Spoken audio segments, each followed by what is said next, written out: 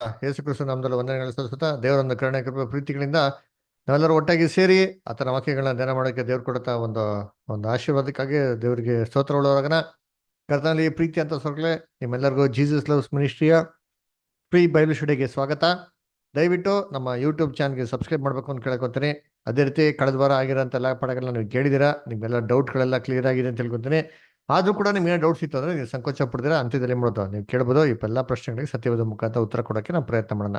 So ಇವತ್ತು ನಾವು ತುಂಬ ಇಂಪಾರ್ಟೆಂಟ್ ಆಗಿರೋಂಥ ಪಾಠ ಮಾಡೋಕೆ ಹೋಗ್ತೀರಿ. ಏನಪ್ಪ ಅದು ಅಂತಂದರೆ, ಎಲ್ಲ ಮನುಷ್ಯರಿಗೆ ಒಂದು ಇರೋಂಥ ಒಂದು ಪ್ರಶ್ನೆ ಏನಪ್ಪ ಅಂದರೆ, ಯಾತಕ್ಕೆ ಇವೆಲ್ಲ ಲೋಕದಲ್ಲಿ ಕೆಟ್ಟದ್ದು ನಡೀತಾ ಇದೆ. ನೋಡಿ, ಈ ಒಂದು ಡೆಕೇಡ್ 2020 ಕಾಲಿಟ್ಟಿದ ತಕ್ಷಣ ನಾವು ಬಂದಿದ್ದು ಕೋವಿಡ್, ಅದರ ಭಯಂಕರವಾದಂಥ ಪ್ಯಾಂಡಮಿಕ್. ಅದರಿಂದ ಎಲ್ಲ ಕಡೆ ಲೋಕದಲ್ಲಿ ಸಮಸ್ಯೆಗಳು, ಭಯಂಕರವಾಗಿರೋಂಥ ಇನ್ಫ್ಲೇಷನ್ ಅಲ್ವರ ಏನ್ರಿ, ಪ್ರೈಸಸ್ ಎಲ್ಲ ಜಾಸ್ತಿ ಆಗ್ಬಿಡ್ತು, ಬೆಲೆಗಳೆಲ್ಲ ಜಾಸ್ತಿ ಆಗ್ಬಿಡ್ತು. ಎಲ್ಲಿ ನೋಡಿದ್ರು ಬರೀ ಯುದ್ಧಗಳು, ಬರೀ ಗಲಾಟೆಗಳು. ದೇಶದಲ್ಲಿ ನೋಡಿದ್ರೆ ಏನ್ರಿ, ರಾಜ್ಯಗಳಲ್ಲಿ ಎಲ್ಲ ಕಡೆ ರಿವೋಲ್ಟು, ಸ್ಟ್ರೈಕು. ಅದರ ಅಕ್ಕಿ, ದವಸ ಧಾನ್ಯ ಎಲ್ಲ ಬೆಳೆಗಳೇನಾಗ್ಬಿಡುತ್ತೆ, ಜಾಸ್ತಿ ಆಗ್ಬಿಡ್ತಾರೆ. ಇಸ್ರೇಲು ಅಲ್ಲಿ ಒಂದು ಯುದ್ಧ, ಇರಾನ್ನಲ್ಲಿ ಒಂದು ಯುದ್ಧ, ಈ ಥರ ಹಲವಾರು ಯುದ್ಧಗಳು, ಅನೇಕ ಅಮಾಯಕ ಮಕ್ಳುಗಳು ಮತ್ತೆ ಕುಟುಂಬಗಳು ನಾಶ ಆಗ್ತಿರೋದು ನಾವು ಏನು ಮಾಡ್ತಾ ಇದ್ರಿ, ನೋಡ್ತಾ ಇದ್ರಿ ಅಲ್ವರ. ಸದ್ಯದ ನೋಡ್ಬೇಕಾದ್ರೆ ಇವೆಲ್ಲ ಒಂದು ಸಿಚುವೇಶನ್ ನೋಡಿದವಾಗ, ಯಾಕಪ್ಪ ಈ ಲೋಕದಲ್ಲಿ ಹಿಂಗ್ ನಡೀತಾ ಇದೆ, ಯಾತಕ್ಕೆ ಲೋಕದಲ್ಲಿ ಈ ಥರ ಕೆಟ್ಟದ್ದು ನಡೀತಾ ಇದೆ ಅಂತ ಅಂದ್ಬಿಟ್ಟು ನಮ್ಮೆಲ್ಲರ ಮನಸ್ಸಲ್ಲೂ ಒಂದು ಪ್ರಶ್ನೆ ಅಂತೂ ಬಂದೇ ಬರ್ತದ್ರಿ ಅಲ್ವರ. ಸದ್ಯಕ್ಕೆ ನೋಡ್ಬೇಕಾದ್ರೆ ಇವೆಲ್ಲ ನೋಡಿದಾಗ ನಮ್ಗೆ ಏನು ಅನ್ಸ್ಬಿಡ್ತದೆ, ಏನಪ್ಪ ದೇವ್ರಿಗೆ ಕಣ್ಣಿಲ್ವಾ, ಅಲ್ಲ ದೇವ್ರು ನೋಡ್ತಾ ಇಲ್ವಾ, ಅಲ್ಲ ದೇವ್ರಿಗೆ ಏನು ಕಿವಿ ಇಲ್ವಾ, ಕೇಳಿಸ್ತಾ ಇಲ್ವಾ, ಇವೆಲ್ಲ ನೋಡ್ತಾ ಇಲ್ವಾ ದೇವರು, ಇವೆಲ್ಲ ನೋಡ್ಬಿಟ್ಟು ಏನಮ್ಮ ಏನು ಮಾಡ್ತಿರ್ತಾರೆ ದೇವರು ಅಂತ ನಮ್ಗೆ ಏನಾಗ್ತಾರೆ, ಮನಸ್ಸಲ್ಲಿ ಒಂದು ದೊಡ್ಡ ಒಂದು ಪ್ರಶ್ನೆ ಏನಾಗ್ತಾರೆ. ಎಲ್ಲ ಮನುಷ್ಯರಿಗೂ ಒಂದಲ್ಲ ಒಂದಿನ ಇದು ಬಂದೇ ಬಂದಿರ್ತದೆ. ಅದಕ್ಕೆ ಎಷ್ಟೋ ಜನ ತನ್ನ ಜೀವನದಲ್ಲಿ ಎಷ್ಟು ಫೆಡಪ್ ಆಗ್ಬಿಡ್ತಾರೆ ಅಂದ್ರೆ ಆತ್ಮಹತ್ಯೆನೆ ಮಾಡ್ಕೊಂಡ್ಬಿಡ್ತಾರೆ. ನಮ್ಮ ಜೀವನ ಬೇಡ ರೀ, ಏನಕ್ಕೆ ಇಂಥ ಒಂದು ಕಷ್ಟವಾದ ಜೀವನ ಏನಕ್ಕೆ ಬೇಕೋ.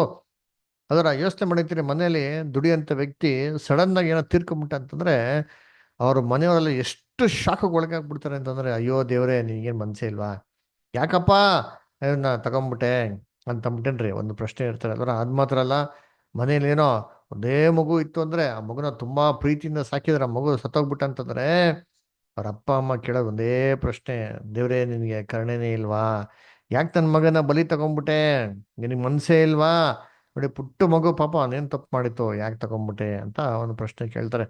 ಅದು ಮಾತಲ್ಲ, ಕರ್ತನಲ್ಲಿ ಪ್ರೀತಿ ಅಂತ ಸೊಗಳೆ ಲೋಕದಲ್ಲಿ ಮೇಲು ಕೀಳು, ಬಡವರು ಶ್ರೀಮಂತು, ಅದರ ಈ ಒಂದು ಭೇದ ಭಾವ ನೋಡಿದವಾಗ ಮನ್ಸಲ್ಲಿ ಬರೋಂಥ ಒಂದು ಪ್ರಶ್ನೆ, ಯಾಕೆ ದೇವರೇ ಒಬ್ಬನ ಶ್ರೀಮಂತನಾಗಿ ಮಾಡಿದ್ಯಾ, ಯಾಕೆ ದೇವರೇ ಒಬ್ಬನ ಬಡವನಾಗಿ ಮಾಡಿದ್ಯಾ, ಯಾಕೆ ದೇವರೇ ಒಬ್ಬರಿಗೆ ಹೊಟ್ಟೆ ತುಂಬ ಊಟ ಇದೆ, ಯಾಕೆ ದೇವರೇ ಒಬ್ಬರಿಗೆ ಏನಂದ್ರು ಏನೂ ಸಿಕ್ಕಲ್ಲ, ಒಂದು ಬೇಸಿಕ್ ಆಗಿರೋಂಥ ಒಂದು ಆಹಾರ ಕೂಡ ಸಿಕ್ಕಲ್ವಲ್ಲ ದೇವ್ರೆ, ಯಾಕೆ ದೇವ್ರೆ ಅಂತಂದ್ಬಿಟ್ಟು ಒಂದು ಪ್ರಶ್ನೆ ಎಲ್ಲಾರ್ಗೂ ಇದೆ. ಒಬ್ಬನಿಗೆ ಎಲ್ಲ ಥರ ಸೌಕರ್ಯ ಇರ್ತಾರೆ, ಇನ್ನೊಬ್ಬರಿಗೆ ಯಾವ ಥರನೂ ಸೌಕರ್ಯ ಇರಲ್ಲ. ಒಬ್ಬರಿಗೆ ಬೇಕಾಗಿರೋ ಎಲ್ಲ ವ್ಯವಸ್ಥೆಗಳಿರ್ತಾರೆ, ಓದು ವಿದ್ಯಾಭ್ಯಾಸ ಎಲ್ಲದರಲ್ಲೂ ಇರ್ತಾರೆ. ಇನ್ನೊಬ್ಬರಿಗೆ ಓದೋದಕ್ಕೂ ಉಳ್ಕೊಳಕ್ಕೂ ತಿನ್ನೋದಕ್ಕೂ ಒಂದು ಸ್ಥಳಗಳಿಲ್ದಿರ ಏನಂತಾರೆ, ಒಂದು ತುಂಬಾ ಕಷ್ಟದಲ್ಲಿ ಬಾಳ್ತಾ ಇರ್ತಾರೆ. ಯಾತಕ್ಕೆ? ಈ ಒಂದು ಪ್ರಶ್ನೆ ಲೋಕದಲ್ಲಿರುವಂಥ ಪ್ರತಿಯೊಬ್ಬ ಮನುಷ್ಯನಿಗೂ ಇರೋಂಥ ಒಂದು ಪ್ರಶ್ನೆ ರೀ. ಕರ್ತನಲ್ಲಿ ಪ್ರೀತಿ ಅಂತ ಸೋದರಗಳೇ, ಖಂಡಿತವಾಗೂ ಈ ಪ್ರಶ್ನೆ ನಿಮ್ಮೆಲ್ಲರಿಗೂ ಮನಸ್ಸಲ್ಲಿ ಖಂಡಿತವಾಗೂ ಬಂದೇ ಬಂದಿರ್ತದ್ರಿ ಅಂದ್ರ. ಹಾಗಾದ್ರೆ ಈ ಜಗತ್ತಿನ ಸೃಷ್ಟಿಕರ್ತ ನಮ್ಮ ತಂದೆಯ ದೇವರು, ಅವ್ರಿಗೆ ನಾವು ಒಡೆಯನೋ, ಅವ್ರು ಯಾತಕ್ಕೆ ಹಿಂಗ್ ಮಾಡಿದ್ದಾರೆ, ಏನಕ್ಕೆ ಇದು, ಏನ್ ಕಾರಣ ಅಂತ ನೋಡ್ಬೇಕಾರೆ ಇಡೀ ಜಗತ್ಗೆ ತಂದೆ ಯಾರಪ್ಪ ಅಂದ್ರೆ ಅವರ ರೀ. ವಾಕ್ಯ ಹೋದರ ಎಫೆಸದ ಪತ್ರಿಕೆ 3ನೇ ಅಧ್ಯಾಯ 15ನೇ ವಾಕ್ಯ, ಎಫಿಷಿಯನ್ಸ್ 3:15 ಹೋದ್ರಿ ದಯವಿಟ್ಟು ಯಾರಾದ್ರೂ ಸೋದರ ಸೋದರಿಗಳು. ಹೀಗಿರಲಾಗಿ ಯಾವ ತಂದೆಯಿಂದ ಭೂಪರ ಲೋಕಗಳಲ್ಲಿರುವ ಪ್ರತಿ ಜನವು ಹೆಸರು ತೆಗೆದುಕೊಳ್ಳುತ್ತದೋ ಆ ತಂದೆಯ ಮುಂದೆ ನಾನು ಮೊಣಕಾಲೂರಿಕೊಂಡು ನೀವು ದೇವರಾತ್ಮನ ಮೂಲಕ ಅಂತರ್ಯದಲ್ಲಿ ನೋಡ್ರ, ವಿಶೇಷ ಯಾವ ತಂದೆ ಮುಂದೆ ಇಡೀ ಜಗತ್ತು ಹೆಸರು ಪಡ್ಕೊಂಡಿರ್ತಾರೋ ಅಂತ ಹೇಳ್ತಾರೆ. ಹಂಗಾರೆ ಆ ತಂದೆ ಮುಂದೆ ಅಂತ ಹೇಳ್ತಾರೆ. ಹಂಗಾರೆ ಪರಲೋಕದ ದೇವರು ಎಲ್ಲರಿಗೂ ತಂದೆ ಅಂತ ಈ ವಾಕ್ಯದಲ್ಲಿ ಬಹು ಸ್ಪಷ್ಟವಾಗಿ ಹೇಳ್ತಾರೆ. ಹಂಗಾರೆ ಒಬ್ಬರೇ ತಂದೆ ಆಗಿರ್ಬೇಕಾರೆ ಯಾಕೆ ತನ್ನ ಮಕ್ಕಳಲ್ಲಿ ಭೇದ ಭಾವ? ಯೋಚನೆ ಮಾಡಿ, ನಮ್ಗೆ ಏನಾರ ಇಬ್ರು ಮಕ್ಳಿದ್ರೆ ಒಬ್ಬನ ಡಾಕ್ಟರ್ ಆಗಿ ಮಾಡ್ಬಿಟ್ಟು ಒಬ್ಬನ ಬಿಕಾರಿ ತರ ಬಿಟ್ಬಿಡ್ತೀರಾ? ಖಂಡಿತವಾಗಿ ಇಲ್ಲ ರೀ ಅಲ್ವರ. ನಾವ್ ಇಬ್ರು ಮಕ್ಳನ್ನ ಎಷ್ಟು ಕಷ್ಟ ಆಗ್ತಾರೋ ಅಷ್ಟು ಈಕ್ವಲ್ ಆಗಿ ಏನ್ ಮಾಡ್ತೀವಿ, ನಾವು ಸಾಕ್ತಿರಿ ಅಲ್ವರ. ನಮ್ಮ ಬೈಬಲಲ್ಲಿ ಯೇಸು ಕ್ರಿಸ್ತು ನಮ್ಮ ರಕ್ಷಕರು, ನಮ್ಮ ಕರ್ತನ, ನಮ್ಮ ಪ್ರಭು ಅದರ ನಮ್ಮ ತಂದೆಯ ದೇವ್ರನ್ನ ಏನ್ರಿ ಮನುಷ್ಯರಿಗೆ ಹೋಲಿಕೆ ಮಾಡ್ತಾರೆ. ಅದರ ಯಾವ ಮನುಷ್ಯ ತಾನೇ ಏನ್ರಿ ತನ್ನ ಒಂದು ಮಗು ಬಂದ್ಬಿಟ್ಟು ಹಸಿದಿದೆ ಅದರ ಮೀನ್ ಕೊಡು ಅಂತಂದ್ರೆ ಯಾವ ತಂದೆ ತಾನೇ ಸರ್ಪ ಕೊಡ್ತಾರೆ ಅಂತ ಹೇಳ್ತಾರೆ. ದುಷ್ಟರಾಗಿರೋ ನಿಮಗೆ ಇಷ್ಟು ಮನ್ಸಿರ್ಬೇಕಾರೆ ಇನ್ನು ಪರಲೋಕದ ತಂದೆ ದೇವರಿಗೆ ಎಂಥ ಮನ್ಸಿರ್ಬೇಕು ಅಂತ ಹೇಳ್ತಾರೆ. ಹಂಗಿರ್ಬೇಕಾದ್ರೆ ಕರ್ತನಲ್ಲಿ ಪ್ರೀತಿ ಅಂತ ಸೋದರಿಗಳೇ, ಏನ್ರಿ ಯಾಕೆ ಯಾಕೆ ನಮ್ಮ ತಂದೆಯ ದೇವರು ಆತನ ಕುಟುಂಬದಲ್ಲಿ ಮೇಲು ಕೀಳು, ಯಾಕೆ ಈ ಥರ ಬಡವ ಶ್ರೀಮಂತ, ಯಾಕೆ ಒಬ್ಬ ವಿದ್ಯಾವಂತನೋ ಒಬ್ಬ ಅವಿದ್ಯಾವಂತನೋ, ಯಾಕೆ ಒಬ್ಬರಿಗೆ ಎಲ್ಲ ಥರ ಸೌಕರ್ಯಗಳಿರ್ತಾರೆ, ಎಲ್ಲ ಆಶೀರ್ವಾದಗಳಿರ್ತಾರೆ, ಒಬ್ಬರಿಗೆ ಯಾಕೆ ಏನೂ ಇರೋದಿಲ್ಲ, ಎಷ್ಟು ಕಷ್ಟಪಟ್ಟರು ಬರೀ ಹಿಂಸೆನೆ ಯಾತಕ್ಕೆ ಅಲ್ವರ? ಈ ಒಂದು ಪ್ರಶ್ನೆಗೆ ಏನ್ರಿ ಈ ಉತ್ತರನ ಏನೋ ಹುಡ್ಕಕ್ಕೆ ಹೋಗಿ ಯಾರ ಹತ್ರ ಕೇಳಿದ್ರೆ ಸಾಮಾನ್ಯವಾಗಿ ಬರೋಂಥ ಉತ್ತರ ಏನಪ್ಪಾ ಅಂದ್ರೆ, ಅಯ್ಯೋ ಇದು ದೇವ್ರು ಮಾಡ್ತಿಲ್ಲ ರೀ, ಇದು ಸೇತಾನ್ ಮಾಡ್ತಾ ಇರೋದು ಅಂತ. ಸರಿಪ್ಪ, ಸೇತಾನ್ ಮಾಡ್ತಾ ಇದ್ರೆ ದೇವ್ರು ಏನಪ್ಪ ಮಾಡ್ತಾ ಇದಾರೆ? ನಮ್ಗೆ ಸತ್ಯವೇದದಲ್ಲಿ ಏನ್ರಿ ದೇವ್ರು ಅಂತ ಹೇಳ್ಬೇಕಾರೆ ಸರ್ವಶಕ್ತನಾಗಿರೋ ದೇವ್ರು ಅಂತ ಹೇಳ್ತಾರೆ ಅಲ್ವರ? ಅದ್ಭುತ ಸ್ವರೂಪನೋ, ಅದರ ಆಲೋಚನಾಕರ್ತನೋ, ಸಮಾಧಾನ ಪ್ರಭು ಅಂತ ನಮ್ಗೆ ಸತ್ಯವೇದ ಹೇಳ್ಬೇಕಾರೆ ಇವ್ರು ಇರ್ಬೇಕಾರೆ ಯಾಕೆ ಇವೆಲ್ಲ ನಡೀತಾ ಇದೆ? ಹಂಗಾರೆ ಯಾಕೆ ಸೇತನ್ನ ಬಿಟ್ಟಿದ್ದಾರೆ ಅವರು? ಪ್ರಕಟಣೆ ಪುಸ್ತಕದಲ್ಲಿ ನಾವು ಹಲವಾರು ಒಂದು ವಾರಗಳ ಮುಂಚೆ ನೋಡಿದ್ರೆ ಸೇತನ್ನ 1000 ವರ್ಷ ಕಟ್ಟಾಕ್ತಾರೆ ಅಂತ ಸತ್ಯವೇದಲ್ಲಿ ಹೇಳ್ತಾರೆ. ಅವ್ರನ್ನ 1000 ವರ್ಷ ಕಟ್ಟೋದಕ್ಕೆ ಅಂತ ಸಾಮರ್ಥ್ಯ ಇರ್ಬೇಕಾದ್ರೆ ಯಾಕೆ ಇವಾಗ ಅವ್ರು ಬಿಟ್ಟಿದ್ದಾರೆ? ಏನ್ ಕಾರಣ? ಯಾತಕ್ಕೆ ಅಲ್ವರ? ತಿರ್ಗಾ ಅದೇ ಪ್ರಶ್ನೆ ಬರ್ತದೆ, ಯಾಕೆ ದೇವರು ಕೆಟ್ಟದ್ನ ಬಿಟ್ಟಿದ್ದಾರೆ ಅಂತಂದ್ಬಿಟ್ಟು ಅಲ್ವರ? ಈ ಪ್ರಶ್ನೆಗೆ ಸಾಮಾನ್ಯವಾಗಿ ಸರಿಯಾದ ರೀತಿ ಉತ್ತರ ಸಿಗದಿರ್ಬೇಕಾದ್ರೆ ಕೆಲವು ಜನ ಏನಪ್ಪಾ ಒಂದು ನಿರ್ಧಾರಕ್ಕೆ ಬಂದ್ಬಿಡ್ತಾರೆ ಅಂತಂದ್ರೆ, ಏನ್ರಿ ಈ ಕೆಟ್ಟತನ ಎಲ್ಲ ಮಾಡಿರೋದು ಯಾರಪ್ಪ ಅಂದ್ರೆ ದೇವ್ರೇ ಮಾಡ್ತಾರೆ, ದೇವರೇ ಕೆಟ್ಟದ್ ಮಾಡ್ತಾರೆ, ದೇವರೇ ಒಳ್ಳೇದು ಮಾಡ್ತಾರೆ ಅಂತ ಅಂದ್ಬಿಟ್ಟು ಏನ್ ಮಾಡ್ತಾರೆ, ದೇವ್ರ ಮೇಲೆ ಏನ್ ಮಾಡ್ತಾರೆ ಹಾಕ್ಬಿಡ್ತಾರೆ ಅದರ. ಸರಿ, ಸತ್ಯವೇದ ಏನ್ ಹೇಳ್ತಾರೆ? ಇದು ಇದು ಸರಿ ಅಂತ ಅಂತದ ಅಂತ ನೋಡ್ಬೇಕಾದ್ರೆ ಸತ್ಯವೇದ ಅದನ್ನ ಒಪ್ಕೊಳೋದೇ ಇಲ್ಲ ರೀ. ಅದ್ರ ಬದಲಾಗಿ ಏನ್ ಹೇಳ್ತಾರೆ ನೋಡಿ, ಸತ್ಯವೇದ ಏನ್ ಹೇಳ್ತಾರೆ ಓದನ. ಕೀರ್ತನೆ 5ನೇ ಅಧ್ಯಾಯ 4ನೇ ವಾಕ್ಯ. ಪುಷ್ಪಲತಾ ಸಿಸ್ಟರ್ ಓದ್ತೀರಾ? ಸಂಜಯ್ ಕುಮಾರ್ ಬದವ್ರು ಓದಿ.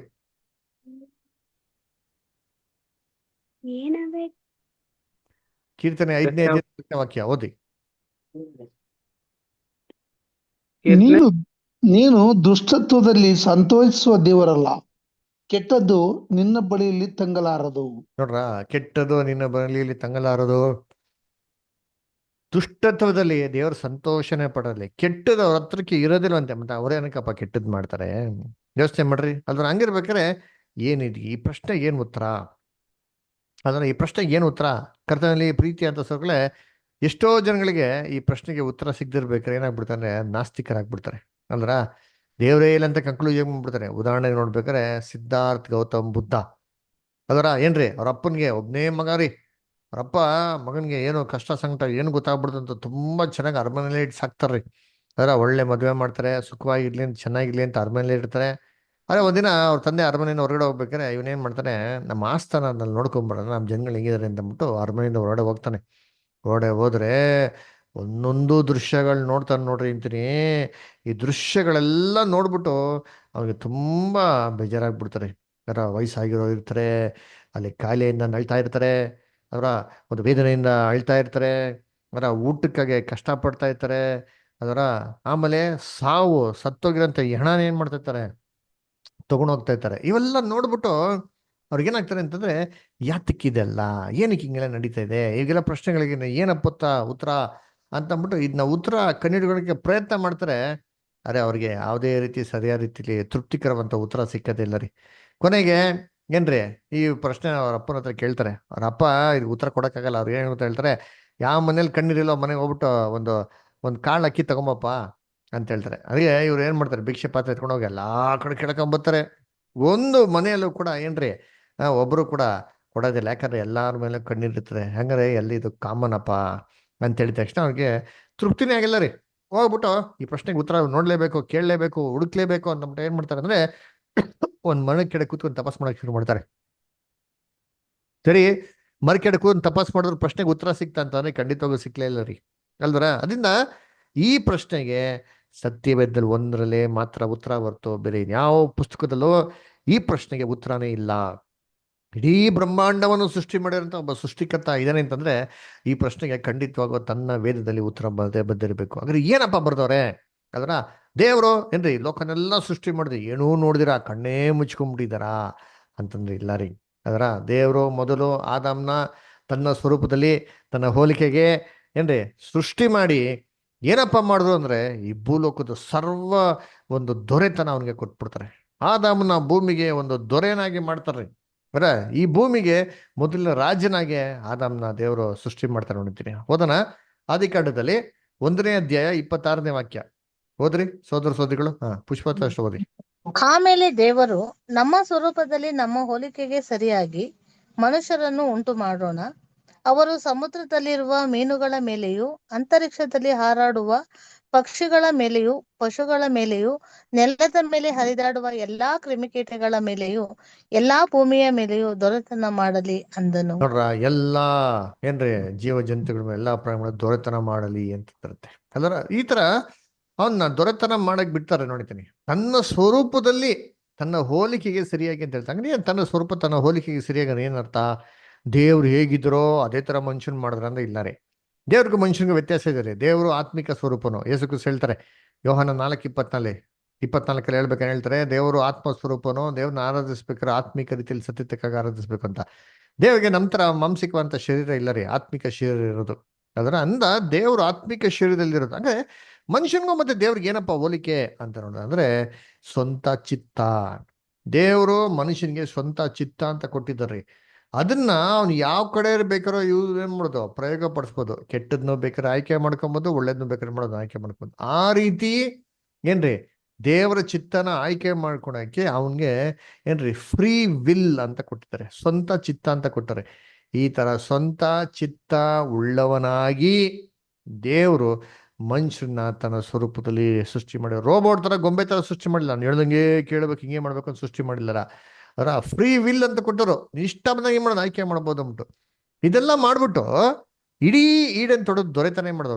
ಅವ್ನು ಕೊಟ್ಟರು ಒಂದು ಸಂಗಾತಿನ ಕೂಡ ಕೊಡ್ತಾರೆ. ಕೊಟ್ಬಿಟ್ಟು ಏನ್ ಮಾಡ್ತಾರೆ ಅಂತಂದ್ರೆ ಅವ್ರನ್ನ ಪರೀಕ್ಷೆ ಮಾಡ್ಬೇಕು. ಇವಾಗ ಫುಲ್ ಭೂಮಿನೇ ಕೊಟ್ಬಿಟ್ಟಿದ್ದಾರೆ ಅಧಿಕಾರಕ್ಕೆ. ಇವಾಗ ಇದನ್ನೆಲ್ಲ ಏನ್ರಿ ನಂಬಿಕಸ್ಥನಾಗೆ ನೋಡ್ಕೊಂತಾನೋ ಇಲ್ವೋ ಅಂತ ಪರೀಕ್ಷೆ ಮಾಡಕ್ಕೆ ದೇವ್ರ ಏನ್ ಮಾಡ್ತಾರೆ, ಒಂದು ಚಿಕ್ಕ ಪರೀಕ್ಷೆ ಇರ್ತಾರೆ. ಏನಪ್ಪಾ ಅಂತಂದ್ರೆ, ನೋಡಪ್ಪ ಈಡೇನ್ ತೋಟದಲ್ಲಿ ಎಲ್ಲಾ ಮರದನ್ನು ಎಚ್ಚೆತ್ತವಾಗಿ ನೀನ್ ತಿನ್ನು, ಅರೆ ಒಳ್ಳೇದು ಕೆಟ್ಟದು ಅರಿವನ್ನು ಉಂಟು ಮಾಡಂತ ಮರನ್ ಮಾತ್ರ ಏನ್ ಮಾಡ ನೀನು ತಿನ್ಲೇಬೇಡ, ತಿಂದ ದಿನ ನೀನ್ ಸತ್ತೇ ಹೋಗುವಿ ಅಂತ ಹೇಳ್ತಾರೆ ಅಲ್ವರ. ಅದಕ್ಕೆ ನೋಡ್ಬೇಕಾದ್ರೆ ಕರ್ತನಲ್ಲಿ ಪ್ರೀತಿ ಅಂತ ಸರೋಗ್ಲೆ ಈ ತರ ದೇವರು ಸೃಷ್ಟಿ ಮಾಡ್ಬೇಕಾದ್ರೆ ದೇವ್ರ ಎಲ್ಲ ಸೃಷ್ಟಿಗಳು ಚೆನ್ನಾಗೈತ್ರಿ. ಮನುಷ್ಯನ ಕೂಡ ಚೆನ್ನಾಗಿದ್ದ, ಯಾವುದೇ ಲೋಪದೋಷಗಳಿಲ್ಲ ರೀ. ಧರ್ಮೋಪದೇಶ ಕಂಡ 32:4 ಹೇಳ್ತಾರೆ ನೋಡಿ, ಓದನ. ಧರ್ಮೋಪದೇಶ ಕಂಡ 32:4. ಯಾರೊತ್ತೀರಾ?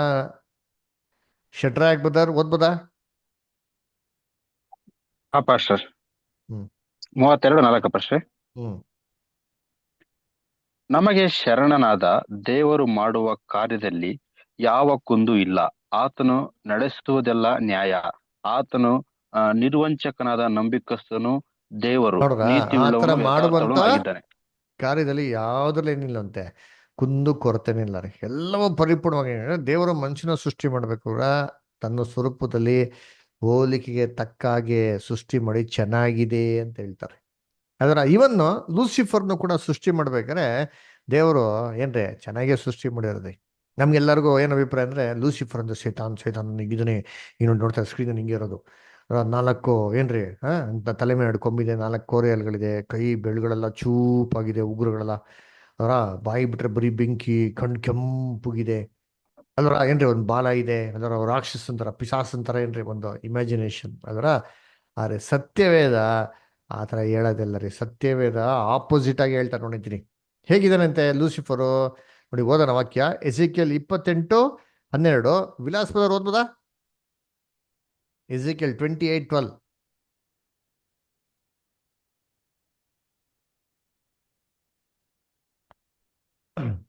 ವಿಲಾಸ್ ಬದರ್.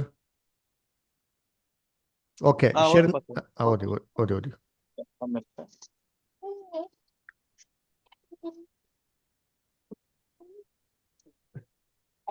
Okay first 28:12.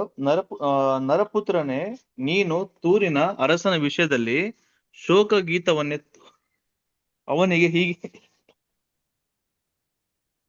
ಹೀಗೆ ನೋಡಿ, ಕರ್ತನಾದ ಯೆಹೋವನು ಇಂತೆನ್ನುತ್ತಾನೆ, ನೀನು ಹಿಡ್ಕೊಳ್ಳ ಸ್ವಲ್ಪ. ಇಂತೆನ್ನುತ್ತಾನೆ, ನೀನು ಸರ್ವ ಸುಲಕ್ಷಣ ಶಿರೋಮಣಿ, ಪೂರ್ಣ ಜ್ಞಾನಿ, ಪೂರ್ಣ ಸುಂದರ, ದೇವರ ಉದ್ಯಾನವನವಾದ ಏದೇನಿನಲ್ಲಿ ನೀನಿದ್ದಿ. ಮಾಣಿಕ್ಯ ನೋಡ್ರಿ ಏನ್ ಹೇಳ್ತಾರೆ ಅಲ್ಲಿ, ಪೂರ್ಣ ಜ್ಞಾನಿ, ಪರಿಪೂರ್ಣ ಸುಂದರ, ದೇವರ ಉದ್ಯಾನವನವಾದಂತ ಏದೇನಲ್ಲಿ ಇದ್ದಿ ಅಂತ ಹೇಳ್ತಾರೆ. ತೂರಿನ ದೇಶ ಅರಸ ಈಡೇನ್ ತೋಟದಲ್ಲಿ ಇದ್ನ. ಆಮೇಲೆ ನೋಡ್ರಿ ಹಂಗೆ ಮುಂದಕ್ಕೆ ಓದಿಬೋದ 13ನೇ ವಾಕ್ಯ 14ನೇ ವಾಕ್ಯ ಓದಿ ನೋಡೋಣ, ಹಂಗೆ ಕಂಟಿನ್ಯೂ ಮಾಡಿಬೋದ. Okay pastor. ಸೊ ಮಾಣಿಕ್ಯ, ಪುಷ್ಯ, ರಾಗ, ಪಚ್ಚೆ, ಪೀತರತ್ನ, ಬೇರುಲ್ಲ, ವೈಡೂರ್ಯ, ನೀಲ ಕೆಂಪರಲು, ಸ್ಫಟಿಕ ಈ ನವರತ್ನಗಳಿಂದ ಭೂಷಿತವಾಗಿದ್ದಿ. ನಿನ್ನಲ್ಲಿನ ಈ ರತ್ನಗಳ ಗೂಡುಗಳು ಮನೆಗಳು ಸುವರ್ಣ ರಚಿತವಾಗಿದ್ದವು. ನಿನ್ನ ಸೃಷ್ಟಿಯ ದಿನದಲ್ಲಿ ಸಿದ್ಧವಾದವು. ನೀನು ರೆಕ್ಕೆ ತೆರೆದು ನೆರಳು ಕೊಡುವ ಕೆರೂಬಿಯಾಗಿದ್ದಿ. ನೋಡ್ರ ನಾನು ಏನಾಗಿದೆ, ರೆಕ್ಕೆ ತೆರಡು ನೆರಳು ಕೊಡುವಂತ ಕೆರೂಬ್ ಅಂತೆ ನೋಡ್ರಿ ಅಲ್ವರ. ಇವಾಗ ಏನ ತೂರಿನ ದೇಶ ಅರಸ ಕೆರುಬ ಇಲ್ವಲ್ಲ, ತೂರಿನ ದೇಶ ಅರಸ ಏನ್ರಿ ಮನುಷ್ಯ ಅಲ್ವರ. ಇಲ್ಲಿ ಏನ್ ಹೇಳ್ತಾರೆ, ತೂರಿನ ದೇಶ ಅರಸನ ಆಕ್ಚುಲಿ ಲೂಸಿಫರ್ಗೆ ಹೋಲಿಕೆ ಮಾಡ್ತಾರೆ. ಯಾಕಂದ್ರೆ ಲೂಸಿಫರ್ ಕೆರುಬಾಗಿದ್ದ, ಈಡೇನ್ ತೋಟದಲ್ಲಿದ್ದ, ಪರಿಪೂರ್ಣ ಸುಂದರ ಪೂರ್ಣ ಜ್ಞಾನಿ ಆಗಿದ್ದ ಯಾರಂದ್ರೆ ಲೂಸಿಫರ್. ಇಲ್ಲಿ ಹೇಳ್ತಾರದು ಲೂಸಿಫರ್ ಬಗ್ಗೆ ಹೇಳ್ತಾರದು ಹೊರ್ತು ಏನ್ರಿ ಬೇರೆ ಯಾರ ಬಗ್ಗೆ ಏನು ಹೇಳ್ತಾರೆ, ಹೆಂಗಿರುತ್ತೆ ಪರಿಪೂರ್ಣ ಸುಂದರ ಅಂತ. ಅದಕ್ಕೆ ಅಪೊಸ್ತಲ ಪೌಲ ಕೊರಿಂಥ ಸಭೆಗೆ ಬರೀರ್ಬೇಕು ಹೇಳ್ತಾರೆ, ಇದೇನು ಆಶ್ಚರ್ಯ ಅಲ್ಲಪ್ಪ, ಸೇತಾನ ಹೆಂಗಪ್ಪ ಬರ್ತಾರೆ ಅಂದ್ರೆ ಪ್ರಕಾಶ ಉಳ್ಳ ದೂತನ ತರ ಬರ್ತಾರೆ. ಹಾಗಾದ್ರೆ ಲೂಸಿಫರ್ನು ಕೂಡ ದೇವ್ರು ಸೃಷ್ಟಿ ಮಾಡ್ಬೇಕಾರೆ ಅಷ್ಟೇ ಚಂದವಾಗಿ ಪರಿಶುದ್ಧವಾಗಿ ಪರಿಪೂರ್ಣವಾಗಿ ಸೃಷ್ಟಿ ಮಾಡವ್ರೆ. ಇದಕ್ಕೆ ಇವನ್ಗೆ ಸತ್ಯವೇದದಲ್ಲಿ ಏನಪ್ಪ ಹೆಸರು ಅಂತಂದ್ರೆ ಉದಯ ನಕ್ಷತ್ರ ಅಂತ ಹೆಸರು. ಸರ್ ವಾಕ್ಯ ಓದ ನೋಡಿದ್ದೀನಿ ಎಲ್ಲಿ ಅಂತಂದ್ರೆ ಯೆಶಾಯ 14ನೇ ಅಧ್ಯಾಯ 12ನೇ ವಾಕ್ಯ. ಶರ್ಲಿ ಸಿಸ್ಟರ್ ಓದ್ತೀರಾ? Shirley sister, Isaiah 14:12. ಆಹಾ, ಉದಯ ನಕ್ಷತ್ರವೇ, ಬೆಳ್ಳಿಯೇ, ಆಕಾಶದಿಂದ ಹೇಗೆ ಬಿದ್ದೆ. ಜನಾಂಗಗಳನ್ನು ಕೆಡವಿದ ನೀನು ಕಡಿಯಲ್ಪಟ್ಟು ನೆಲಕ್ಕೆ ಉರುಳಿದೆಯಲ್ಲ. ನೋಡ್ರ ಏನ್ರಿ, ಆಹಾ ಉದಯ ನಕ್ಷತ್ರವೇ, ಬೆಳ್ಳಿಯೇ, ಆಕಾಶದಿಂದ ಹೇಗೆ ಬಿದ್ದೆ ಅಲ್ವರ. ನೋಡ್ರಿ ಉದಯ ನಕ್ಷತ್ರ ಅಂತ ಹೇಳ್ತಾರೆ. ಅದರ ಬೈಬಲಲ್ಲಿ ಇನ್ನೊಬ್ರು ಉದಯ ನಕ್ಷತ್ರ ಇದ್ದಾರೆ ಗೊತ್ತಾ? ಯಾರಪ್ಪ ಅಂದ್ರೆ ನಮ್ಮ ರಕ್ಷಕನಾಗಂತ ಯೇಸು ಕ್ರಿಸ್ತ. ನೋಡ್ರಿ ಇದ್ದೀನಿ ಎಲ್ಲಿದೆ, ಪ್ರಕಟಣೆ 22:16. ದೀಪಾ ಸಿಸ್ಟರ್ ಓದ್ಬೋದಾ? ಪ್ರಕಟಣೆ 22:16 ದೀಪಾ ಸಿಸ್ಟರ್. ಓದ್ತೀನಿ ಪಾಸ್ಟರ್.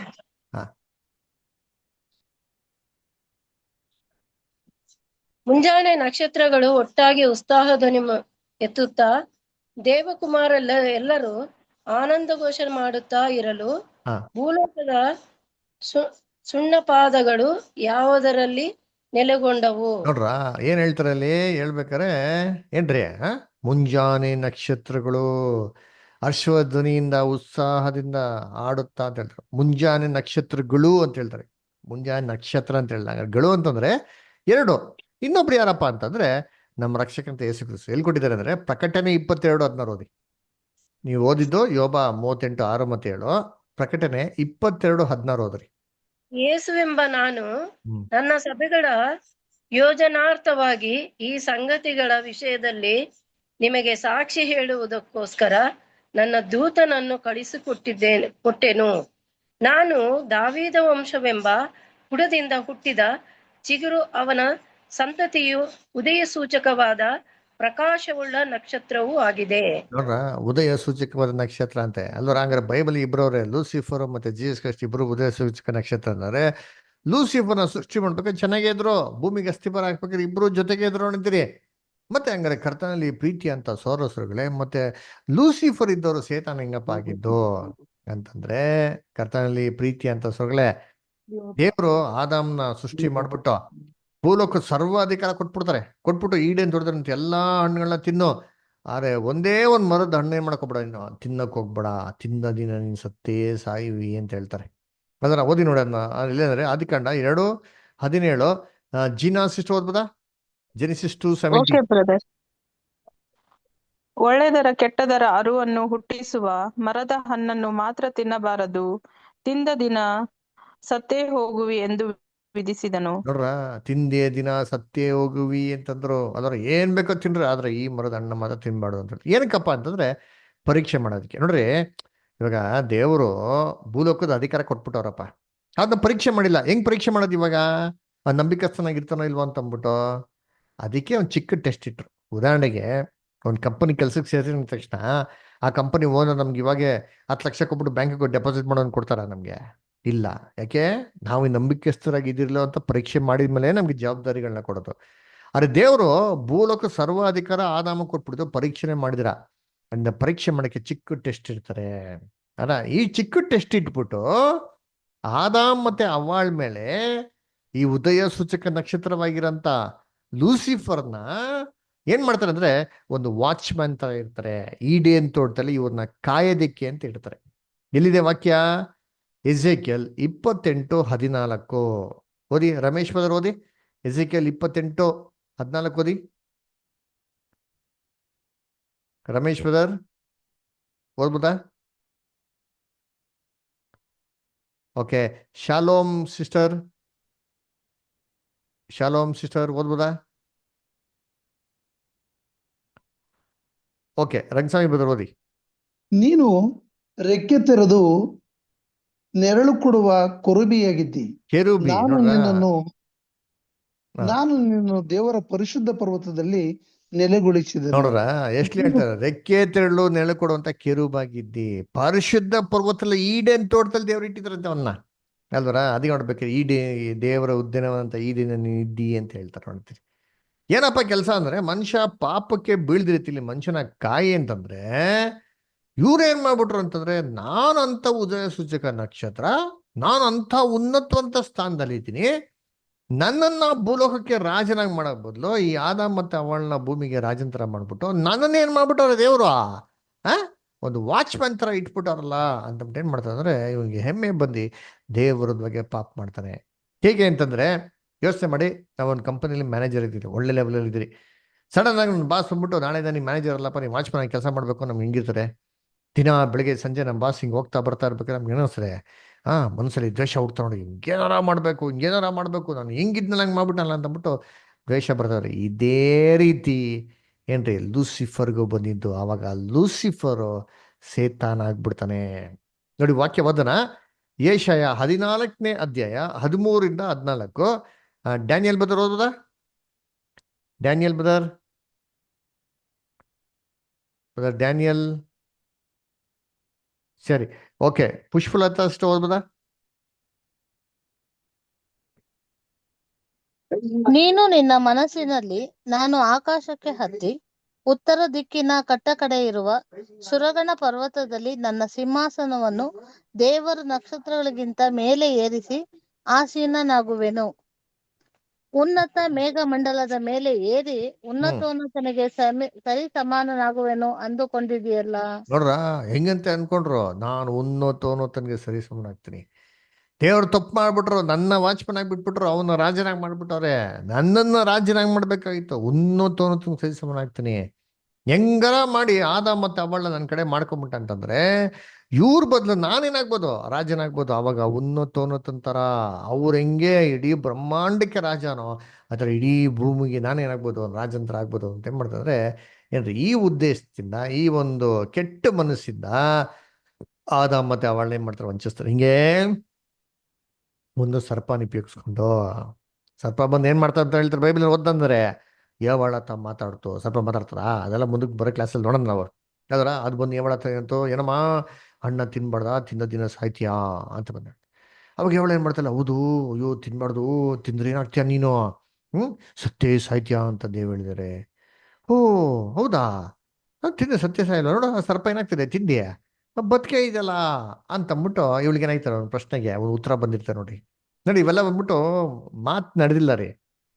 ಈಡೇನ್ ತೋಟದಲ್ಲಿ ಸರ್ಪ ಹಣ್ಣ ತಿನ್ನೋ ರೀತಿಯಲ್ಲಿ ಏನಾಗಿತ್ತಾರೆ ಏನ್ರಿ ಮಾಡಿತಾನೆ ನೋಡ್ರಿ ಸೇತಾನ. ಅವರ ಹಣ್ಣ ತಿನ್ನಿದ ತಕ್ಷಣ ಯಾವಳ ಮನಸ್ಸಿಗೆ ಒಂದು ಪ್ರಶ್ನೆ ಏನಾಗಿರ್ತಾರೆ, ಉದ್ಭವ ಆಗಿರ್ತಾರೆ, ತಾನಾಗಿ ಉದ್ಭವ ಆಗಿರ್ತಾರೆ. ಅದ್ರ ನೋಡಿ, ಏನೋ ಒಂದು ವಸ್ತು ನೋಡಿದ ತಕ್ಷಣ ನಮ್ಮ ಮನಸ್ಸಲ್ಲಿ ಒಂದು ಆಲೋಚನೆ ಬರ್ತಾ ಇಲ್ಲ, ಒಂದು ಪ್ರಶ್ನೆ ಉತ್ತರ ಏನೋ ಬರ್ತಾ ಇಲ್ವಾ, ಅದೇ ತರ ಒಂದು ಪ್ರಶ್ನೆ ಏನಾಗಿರ್ತಾರೆ ಯಾವಳ ಮನಸ್ಸಲ್ಲಿ ಬಂದಿರ್ತದೆ. ದೇವ್ರ ಹಣ್ಣ ತಿನ್ಬೇಡ ಅಂದ್ರಲ್ಲ, ಈ ಸರ್ಪ ತಿಂದೇನಾಗಿದೆ, ಬದುಕೆ ಇದೆಯಲ್ಲ ಅಂತ ಅಂದ್ಬಿಟ್ಟು. ಆವಾಗ ಸೇತಾನ ಏನು ಉತ್ತರ ಕೊಟ್ಟಿದ್ದಾನೆ, ಈ ಪ್ರಶ್ನೆಗೆ ಉತ್ತರ ಮನ್ಸಲ್ಲಿ ಏನು ಕೊಟ್ಟಿದ್ದಾನೆ, ತಿನ್ನು, ನೀನು ಹೇಗೂ ಸಾಯುವುದಿಲ್ಲ. ಹೇಗೆ ಸರ್ಪ ತಿನ್ನು ಹೆಂಗೆ ಬದುಕಿದೆಯೋ ಆಯ್ತಾ, ನೀನು ಬದುಕಿದ್ಯಾ, ಏನಾಗಲ್ಲ ತಿನ್ನು ಅಂದ್ಬಿಟ್ಟು. ಅದ್ಗೆ ಏವಾಳೋ ಇನ್ನೊಂದು ಪ್ರಶ್ನೆ ಬಂದಿರ್ತಾರೆ, ಹಂಗಾರೆ ದೇವ್ರು ಏನಕ್ಕಪ್ಪ ತಿನ್ಬೇಡ ಅಂತ ಹೇಳಿದ್ರು ಅಂತ. ಅಯ್ಯೋ ನೀನ್ ತಿಂದ್ರೆ ದೇವ್ರ ತರ ಆಗ್ಬಿಡ್ತೀಯ ಅಂದ್ಬಿಟ್ಟು ದೇವ್ರಿಗೆ ಭಯ, ಅದಕ್ಕೆ ದೇವ್ರು ನಿನ್ನ ಏನ್ ಮಾಡ್ತಾವ್ರೆ, ತಡಿತಾವ್ರೆ ಅಂತಂದ್ಬಿಟ್ಟು ಉತ್ತರ ಕೊಡ್ತಾರೆ. ಈ ತರ ಏನ್ರಿ ಮನ್ಸಲ್ಲಿ ಇವೆಲ್ಲ ಉತ್ತರ ಕೊಟ್ಟಿದ ತಕ್ಷಣ ಏವಾಳ ಏನ್ ಮಾಡ್ತಾಳೆ, ತಿನ್ಬಾರ್ದಾಗಿರೋಂಥ ಹಣ್ಣ ತಿನ್ಬಿಡ್ತಾಳೆ. ನೋಡಿ ಲೋಕದಲ್ಲಿ ಅದೇ ಫಸ್ಟ್ ಪ್ರಶ್ನೆ ರೀ. ಪ್ರಶ್ನೆ ಯಾರಿಂದ ಬಂತು, ಸರ್ಪದಿಂದ ಬಂತು. ಅದಕ್ಕೆ ಇವತ್ತು ಪ್ರಶ್ನೆಯ ಚಿಹ್ನೆ ಕ್ವಶನ್ ಮಾರ್ಕ್ ಹಾಕ್ಬೇಕಾದ್ರೆ ಹೆಂಗೆ ಹಾಕ್ತೀರಿ, ಸರ್ಪದ ಎಡೆ ತರ ಹಾಕೋದು. ಯಾಕೆ? ಸರ್ಪದಿಂದಾನೇ ಪ್ರಶ್ನೆ ಬಂದಿರೋದು ನೋಡ್ರಿ. ಬೈಬಲಲ್ಲಿ ಮಾತ್ರ ಇದಕ್ಕೆಲ್ಲ ಉತ್ತರ ಇರೋದ್ರಿ, ಬೇರೆ ಯಾವ್ದ್ರಲ್ಲಿ ಏನಾಗಿಲ್ಲ ಉತ್ತರ ಇಲ್ಲ ಅಲ್ವರ. ಅದಕ್ಕೆ ಯಾವಾಗ ಹವಾಳು ಹಣ್ಣ ತಿಂತಾಳೋ ಆದಾಮ್ಗೆ ಏನ್ ಮಾಡ್ತಾನೆ, ಕೊಡ್ತಾನೆ ಅಂತೀನಿ. ಆದಾಮ್ಗೆ ಚೆನ್ನಾಗಿ ಗೊತ್ತಿರ್ತಾರ್ರಿ, ಹಣ್ಣ ತಿನ್ಬಿಟ್ಟಾಳೆ ಯಾವಾಳು ಖಂಡಿತವಾಗಿ ಏನಾಗ್ತಾಳೆ, ಅವಳು ಸತ್ತೇ ಹೋಗ್ತಾಳೆ ಅಂತಂದ್ಬಿಟ್ಟು. ಅವಳು ಹೋಗ್ಬಿಟ್ರೆ ನನ್ ಗತಿ ಏನಪ್ಪಾ ಅಂತಂದ್ಬಿಟ್ಟು ಆದಾಮ್ ಏನ್ ಮಾಡ್ದಂದ್ರೆ, ಇವನು ಅವಳನ್ನ ಬಿಟ್ಟಿರಕ್ ಆಗ್ದಿರ ಹಣ್ಣ ತಿನ್ಬಿಡ್ತಾನೆ ಅಲ್ವರ. ಅದಕ್ಕೆ ಬೈಬಲ್ ಏನ್ ಹೇಳ್ತಾರೆ ನೋಡಿ ಅಂತೀನಿ ಆದಾಮ್ ಬಗ್ಗೆ. 1 ತಿಮೋತಿ 2ನೇ ಅಧ್ಯಾಯ 14ನೇ ವಾಕ್ಯ. ಶಡ್ರಾಕ್ ಬ್ರದರ್ ಓದ್ಬೋದಾ? ಶಡ್ರಾಕ್ ಬ್ರದರ್. ಪಾಸ್ಟರ್ ಓದ್ತೀನಿ ಪಾಸ್ಟರ್. 1 ತಿಮೋತಿ 2:14. ಇದಲ್ಲದೆ ಆದಾಮನು ವಂಚನೆಗೆ ಒಳಬೀಳಲಿಲ್ಲ, ಸ್ತ್ರೀಯ ವಂಚನೆಗೆ ಒಳಬಿದ್ದು ಅಪರಾಧಿಯಾದನು. ನೋಡ್ರ, ಆದಾಮ್ ವಂಚನೆಗೆ ಒಳ್ಳೆ ಬೀಳ್ರಿ. ಆದಾಮ ಚೆನ್ನಾಗಿ ಗೊತ್ತಿತ್ತು ತಿಂದ್ರೆ ಏನಾಗ್ತೀನಿ ಅಂತಂದ್ಬಿಟ್ಟು. ಸ್ತ್ರೀ ಏನು ಹೋಗ್ಬಿಡ್ತಾಳಲ್ಲ ಅಂತಂದ್ಬಿಟ್ಟು ಆದಾಮ ಏನ್ ಮಾಡ್ತಾನೆ, ಅವಳ ಜೊತೆಗೆ ಸಾಯೋದಕ್ಕೆ ಸಿದ್ಧ ಆಗ್ತಾನ್ರಿ. ಅದರ ಹೇಗೆ ಅಂತಂದ್ರೆ, ಈಡೇನ್ ತೋಟದಲ್ಲಿ ಇದ್ದಿದ್ದು ಒಂದೇ ಸ್ತ್ರೀ, ಇವಳು ಸತ್ತೋಗ್ಬಿಟ್ರೆ ನನ್ ಗತಿ ಏನಪ್ಪಾ ಅಂತಂದ್ಬಿಟ್ಟು ಆದಾಮ್ ಸೂಸೈಡ್ ಮಾಡ್ಕೊಂಡ್ಬಿಡ್ತಾನ್ರಿ ಅಲ್ವರ. ಯಾಕಂದ್ರೆ ನೋಡ್ಬೇಕಾದ್ರೆ ಕರ್ತನಲ್ಲಿ ಪ್ರೀತಿ ಅಂತ ಸೋದರಗಳೇ, ಈಡೇನ್ ತೋಟದಲ್ಲಿ ಬೇರೆ ಇನ್ಯಾವ ಸ್ತ್ರೀಗಳು ಇರ್ಲಿಲ್ಲ. ಇದ್ದಿದ್ರೆ ಆದಾಮ್ ಏನ್ ಮಾಡಿದಾರ, ಅಯ್ಯೋ ಹೋದ್ರೆ ಹೋಯ್ತು ಹೋಗಮ್ಮ ಬಿಟ್ಬಿಡಿರ ನೀನು ಅಲ್ವರ. ಅವ್ರು ಏನ್ ಮಾಡ್ತೀರಾ, ಪ್ರೀತಿ ಲವ್ ಅಲ್ವರ. ಇವತ್ತು ಎಷ್ಟೋ ಸ್ಥಿತಿಯಲ್ಲಿ ಎಷ್ಟೋ ಲವ್ ಸ್ಟೋರಿಗಳು ಕೇಳ್ತಿರಲ್ಲ, ಲೈಲಾ ಮಜ್ನು, ಹೀರ್ ರಾಂಜಾ ಅದರ ಏನ್ರಿ, ರೋಮಿಯೋ ಜೂಲಿಯಟ್. ಹೋಗ್ತಲ್ಲಿ ಎಷ್ಟೋ ಹುಡುಗಿರುಗಳಿದ್ರು, ಅದೇ ಹುಡುಗಿಗೆ ಏನ್ರಿ ಮಾಡೋ ಸಾಯದ್ ನೋಡಿರ್ತೀರಿ. ಅಲ್ಲ ಕೊನೆಗೆ ಮಾಡಿ ಜೀವನನೇ ಅಂತ್ಯ ಮಾಡ್ಕೊಂಡ್ಬಿಟ್ರು ಅಲ್ವರ. ಯಾಕೆ? ಲವ್. ಇದೇ ತರ ಲವ್ ಇಂದಾನೆ ಆದಾಮ್ ಏನ್ ಮಾಡಿದ್ದು, ಅಣ್ಣ ತಿಂದು. ಯಾವಾಗ ಅಣ್ಣ ತಿಂತಾರೋ ದೇವ್ರು ಇವನ್ನ ಈಡೇನ್ ತೋಟ ಹೊರಗಡೆ ಏನ್ ಮಾಡ್ತಾರೆ, ಕಳಿಸ್ಬಿಡ್ತಾರೆ. ಎಲ್ಲಿಗೆ? ಅಪರಿಪೂರ್ಣವಾಗಿರಂತ ಭೂಮಿಗೆ ಕಳಿಸ್ತಾರೆ. ನೋಡಿರ್ತೀನಿ ಈಡೇನ್ ಹೊರಗಡೆ ಭೂಮಿ ಹೆಂಗಿತ್ತು, ಅನ್ಫಿನಿಶ್ಡ್, ಅಪರಿಪೂರ್ಣವಾಗಿತ್ತು, ಅಲ್ಲಿ ಕಳಿಸ್ಬಿಡ್ತಾರೆ. ನೋಡಿರ್ತೀನಿ. ಓದೋಣ ಆದಿಕಾಂಡ 3ನೇ ಅಧ್ಯಾಯ 17ರಿಂದ 19. ವಿಲಾಸ್ಪದ ಓದಿ. Okay pastor. ಹ್ಮ್.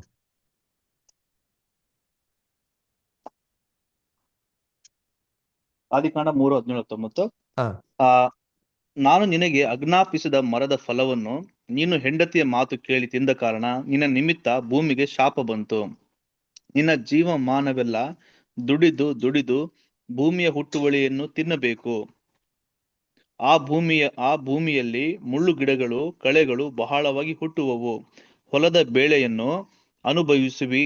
ನೀನು ತಿರುಗಿ ಮಣ್ಣಿಗೆ ಸೇರುವ ತನಕ ಬೆವರಿಡುತ್ತಾ ಬೇಕಾದ ಆಹಾರವನ್ನು ಸಂಪಾದಿಸಬೇಕು. ನೀನು ಮಣ್ಣಿನಿಂದ ತೆಗೆದುಪಟ್ಟವನಲ್ಲೋ. ನೋಡ್ರ ಹೆಂಗ್ ಹೇಳ್ತಾರೆ, ನೀನಿಂದ ಭೂಮಿ ಶಪಿಸಲ್ಪಟ್ಟಿದೆ, ಮುಳ್ಳು ಕಳೆಗಳನ್ನ ತರ್ತದೆ, ಜೀವಮಾನವಲ್ಲ ಬೆವರು ಸುರಿಸಿ ನೀವ್ ಮಾಡಕ್ ನೀನು ತಿನ್ಬೇಕು ದುಡಿಬೇಕು ಅಂತಂದ್ಬಿಟ್ಟು. ಅದಕ್ಕೆ ಅನ್ಫಿನಿಶ್ಡ್ ಅರ್ತ್ ರೀ, ಅಪರಿಪೂರ್ಣ ಅಂತ ಭೂಮಿ ಕಳಿಸ್ಬಿಡ್ತಾರೆ. ಇವತ್ತು ಮನುಷ್ಯ ಕಷ್ಟ, ಸಂಕಟ, ನೋವು, ದುಃಖ, ವೇದನೆ, ಮರಣ, ಇವೆಲ್ಲ ಕಾಯಿಲೆಗಳು ಅನುಭವಿಸ್ತಾನಲ್ಲ, ಇವೆಲ್ಲ ಏನ್ಕಪ್ಪ ಕಾರಣ ಅಂತಂದ್ರೆ ಈಡೇನ್ ತೋಟದಲ್ಲಿ ಆದಾಮ್ ಮಾಡಿರೋಂಥ ಒಂದು ಪಾಪದ ನಿಮಿತ್ತವಾಗಿ ಇವತ್ತೆಲ್ಲಾರು ಏನ್ ಮಾಡ್ತಾರೆ, ಅನುಭವಿಸ್ತಾ ಇರೋದು.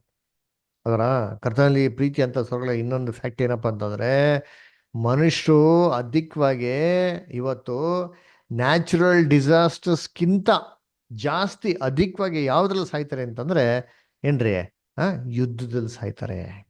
ಉದಾಹರಣೆಗೆ ಹೇಳ್ಬೇಕಾದ್ರೆ ಏನ್ರಿ, ಒಸಾಮಾ ಬಿನ್ ಲಾಡೆನ್ ಯಾರು ಗೊತ್ತಾ? ಆಕ್ಚುಲಿ ಒಸಾಮಾ ಬಿನ್ ಲಾಡೆನ್ ಅವರು ಅಮೆರಿಕಾಗೆ ಏನ್ರಿ CIA ಒಂದು ಕಾಲದಲ್ಲಿ ಅಂದ್ರೆ, ಆದ್ರೆ ಅಮೆರಿಕಾಗೆ ಏನ್ರಿ ಏನೋ ಒಂದು ಮನಸ್ತಾಪ ಆಗಿ ಬಿನ್ ಲಾಡೆನ್ ಪೂರ್ತಿ ಅಮೆರಿಕಕ್ಕೆ ಏನಾಗ್ಬಿಟ್ರು, ತಿರುಗ್ಬಿಟ್ರು. ನೋಡ್ತೀರಿ, ಒಬ್ಬ ಮನುಷ್ಯರಿಂದ ಎಷ್ಟು ಗಲಿಬಿಲಿ ನೋಡಿ. ಇವತ್ತೇನಾಗ್ತಾರೆ, ಕೆಲವು ಜಾಗದಲ್ಲಿ ಯುದ್ಧ ನಡೀತೈತೆ ನೋಡಿರ್ತೀರಿ, ಎಷ್ಟೋ ಜನ ಅಮಾಯಕರು ಸಾಯ್ತಾರೆ. ಯಾರಿಂದ? ಒಬ್ಬ ಮನುಷ್ಯನಿಂದ. ಏನಕ್ಕಿದು? ಇದೆಲ್ಲ ಸೆಲ್ಫಿಶ್ನೆಸ್ ಕಾರಣ. ಅದರ ಭೂಮಿ ಭೂಕಂಪ ಆಗ್ತದೆ. ಏನಕ್ಕೆ ಭೂಕಂಪ ಆಗೋದು? ಎಕ್ಸಸ್ ಮೈನಿಂಗ್ ರೀ. ಏನು ಭೂಮಿ ಒಳಗಿರೋಂಥ ಎಲ್ಲ ಸಾಮಗ್ರಿಗಳನ್ನೆಲ್ಲ ಎತ್ಬಿಟ್ಟ ಅಂತಂದ್ರೆ ಲೈಟಾಗಿ ಸ್ವಲ್ಪ ವೈಬ್ರೇಷನ್ ಆದರೆ ಭೂಮಿ ಏನಾಗ್ತದೆ, ಭೂಕಂಪ ಆಗ್ತದೆ ಅಲ್ವರ. ಏನ್ರಿ, ಫ್ಲಡ್ಸ್ ಏನಕ್ಕೆ ಬರೋದು? ಡಿಫಾರೆಸ್ಟ್ರೇಷನ್. ಮನುಷ್ಯನಿಗೆ ಸೌದೆ ಬೇಕು ಅಂತ ಏನ್ ಮಾಡೋದು, ಮರಗಳೆಲ್ಲ ಕಡಿತಾ ಇರೋದು. ಯೋಚನೆ ಮಾಡಿ, ಒಂದು ಮರ ಬೆಳಿಬೇಕಂದ್ರೆ ಎಷ್ಟು ವರ್ಷಗಳು ಬೇಕು. ಅದನ್ನ ಏನ್ರಿ 1 ಅವರಲ್ಲಿ ಹೊಡೆದು ಬಿಸಾಕ್ಬಿಡ್ತಾರೆ ನೋಡ್ರಿ. ಅದರ ಎಲ್ಲ ಬೆಟ್ಟ ಗುಡ್ಡಗಳಿಂದ ಎಲ್ಲ ಮರಗಳೆಲ್ಲ ಹೊಡೆದಾಕ್ತಾರೆ.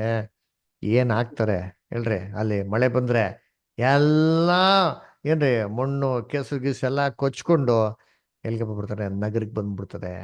ಅದನ್ನ ನೋಡ್ಬೇಕಾದ್ರೆ ಇಂಥ ದುರ್ಘಟನೆಯಲ್ಲಿ ಅಧಿಕವಾಗಿರೋಂಥ ಮನುಷ್ಯರು ಇವತ್ತು ಸಾಯ್ತಾ ಇದ್ದಾರೆ. ಏನ್ಕಪ್ಪ ಕಾರಣ ಅಂದ್ರೆ ಮನುಷ್ಯನ ಸ್ವಾರ್ಥತನ. ಸರಿ, ಅದಕ್ಕೆ ಒಂದು ವಾಕ್ಯ ಓದೋಣ. ಯೆಶಾಯ 66ನೇ ಅಧ್ಯಾಯ 1ನೇ ವಾಕ್ಯ. ಶರ್ಲಿ ಸಿಸ್ಟರ್ ಓದ್ಬೋದಾ? ಐಸಿಯಾ 66:1. ಓದ್ತೀನಿ ಪ್ರಶ್ನೆ. ಯೆಹೋವನು ಹೀಗನ್ನುತ್ತಾನೆ, ಆಕಾಶವನ್ನು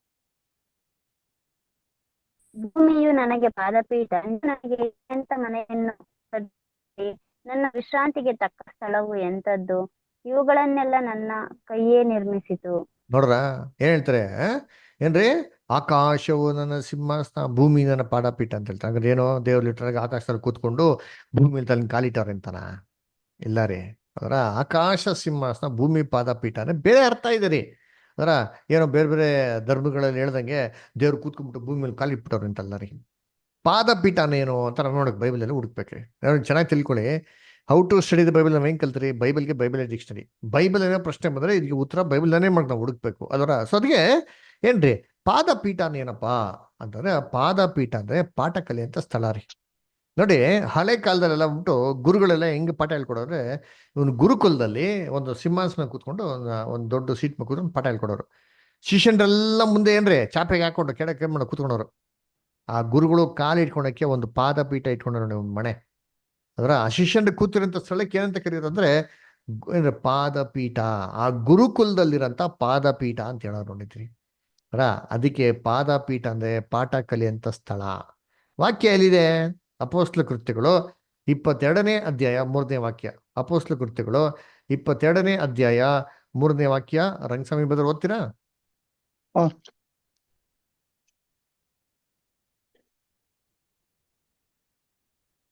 ನಾನು ಯಹೂದ್ಯನು, ಕಿಲಿಕ್ಕಿದ ತಾರ್ಸದಲ್ಲಿ ಹುಟ್ಟಿದವನು, ಆದರೆ ಈ ಪಟ್ಟಣದಲ್ಲೇ ಬೆಳೆದವನು.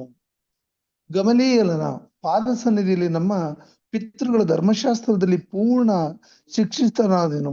ನೋಡ್ರ ನೀವೆಲ್ಲರೂ ಈ ಹೆಂಗ್ ಹೊತ್ತು ಕ್ಲೀನಾಗಿ ಹೇಳ್ತಾರೆ ದೇವರ ನೋಡ್ತೀರಿ? ವಿಷಯದಲ್ಲಿ ಥ್ಯಾಂಕ್ ಯು ಬರ್ತಾರೆ. ಅದಕ್ಕೆ ಏನ್ ಹೇಳ್ತಾರೆ ನೋಡಿ ಕ್ಲೀನಾಗೆ, ಏನ್ರಿ? ನಾನು ಗಮಾಲಿಯನ ಪಾದ ಸನ್ನಿಧಿಯಲ್ಲಿ ಪಿತೃಗಳ ಧರ್ಮಶಾಸ್ತ್ರದಲ್ಲಿ ಪೂರ್ಣ ಶಿಕ್ಷಿತ. ಪಾಠ ಎಲ್ಲಿ ಕಲ್ತಿದ್ದು? ಗಮಾಲಿಯನ ಪಾದ ಸನ್ನಿಧಿಯಲ್ಲಿ. ಅದೇನರ್ಥ? ಗಮಾಲಿಯನ ಕಾಲ್ ಕಡೆ ಕೂತ್ಕೊಂಡು ಕೂತಾರ ಆತರ ಏನ್ರಿ? ಪಾದ ಸನ್ನಿಧಿ ಅಂದ್ರೆ ಪಾಠ ಕಲಿಯಂತ ಸ್ಥಳ. ಈ ಪಾಠ ಕಲಿಯಂತ ಸ್ಥಳದಲ್ಲಿ ಕೂತ್ಕೊಂಡವ್ರು ಏನ್ ಕಲ್ತಾರಂತೆ? ಧರ್ಮಶಾಸ್ತ್ರದ ಬಗ್ಗೆ ಎಲ್ಲ ಸಂಪೂರ್ಣ ಕಲ್ತಾರ. ಅಂದ್ರೆ ಪಾದಪೀಠ ಅಂದ್ರೆ ಪಾಠ ಕಲಿಯಂತ ಸ್ಥಳ. ಆಕಾಶವೇ ನನ್ನ ಸಿಂಹಾಸನ, ಭೂಮಿ ನನ್ನ ಪಾದಪೀಠ ಅಂದ್ರೆ ಪಾಠ ಕಲಿಯಂತ ಸ್ಥಳ. ಹಂಗ ದೇವರು ಯಾರಿಗೇನ್ ಪಾಠ ಕಲಿಸ್ತಾರೆ ಅಂತ ನೋಡ್ಬೇಕಾರೆ ಏನ್ರಿ, ಒಬ್ರಿಗೆ ಅಥವಾ ಏನೇ ಒಂದು ಸೃಷ್ಟಿ ಆಗ್ಲಿ ಅದು ಕಲಿಸ್ಬೇಕಾದ್ರೆ 4 ವಿಧವಾದಂತ ಇದೆ ರೀ.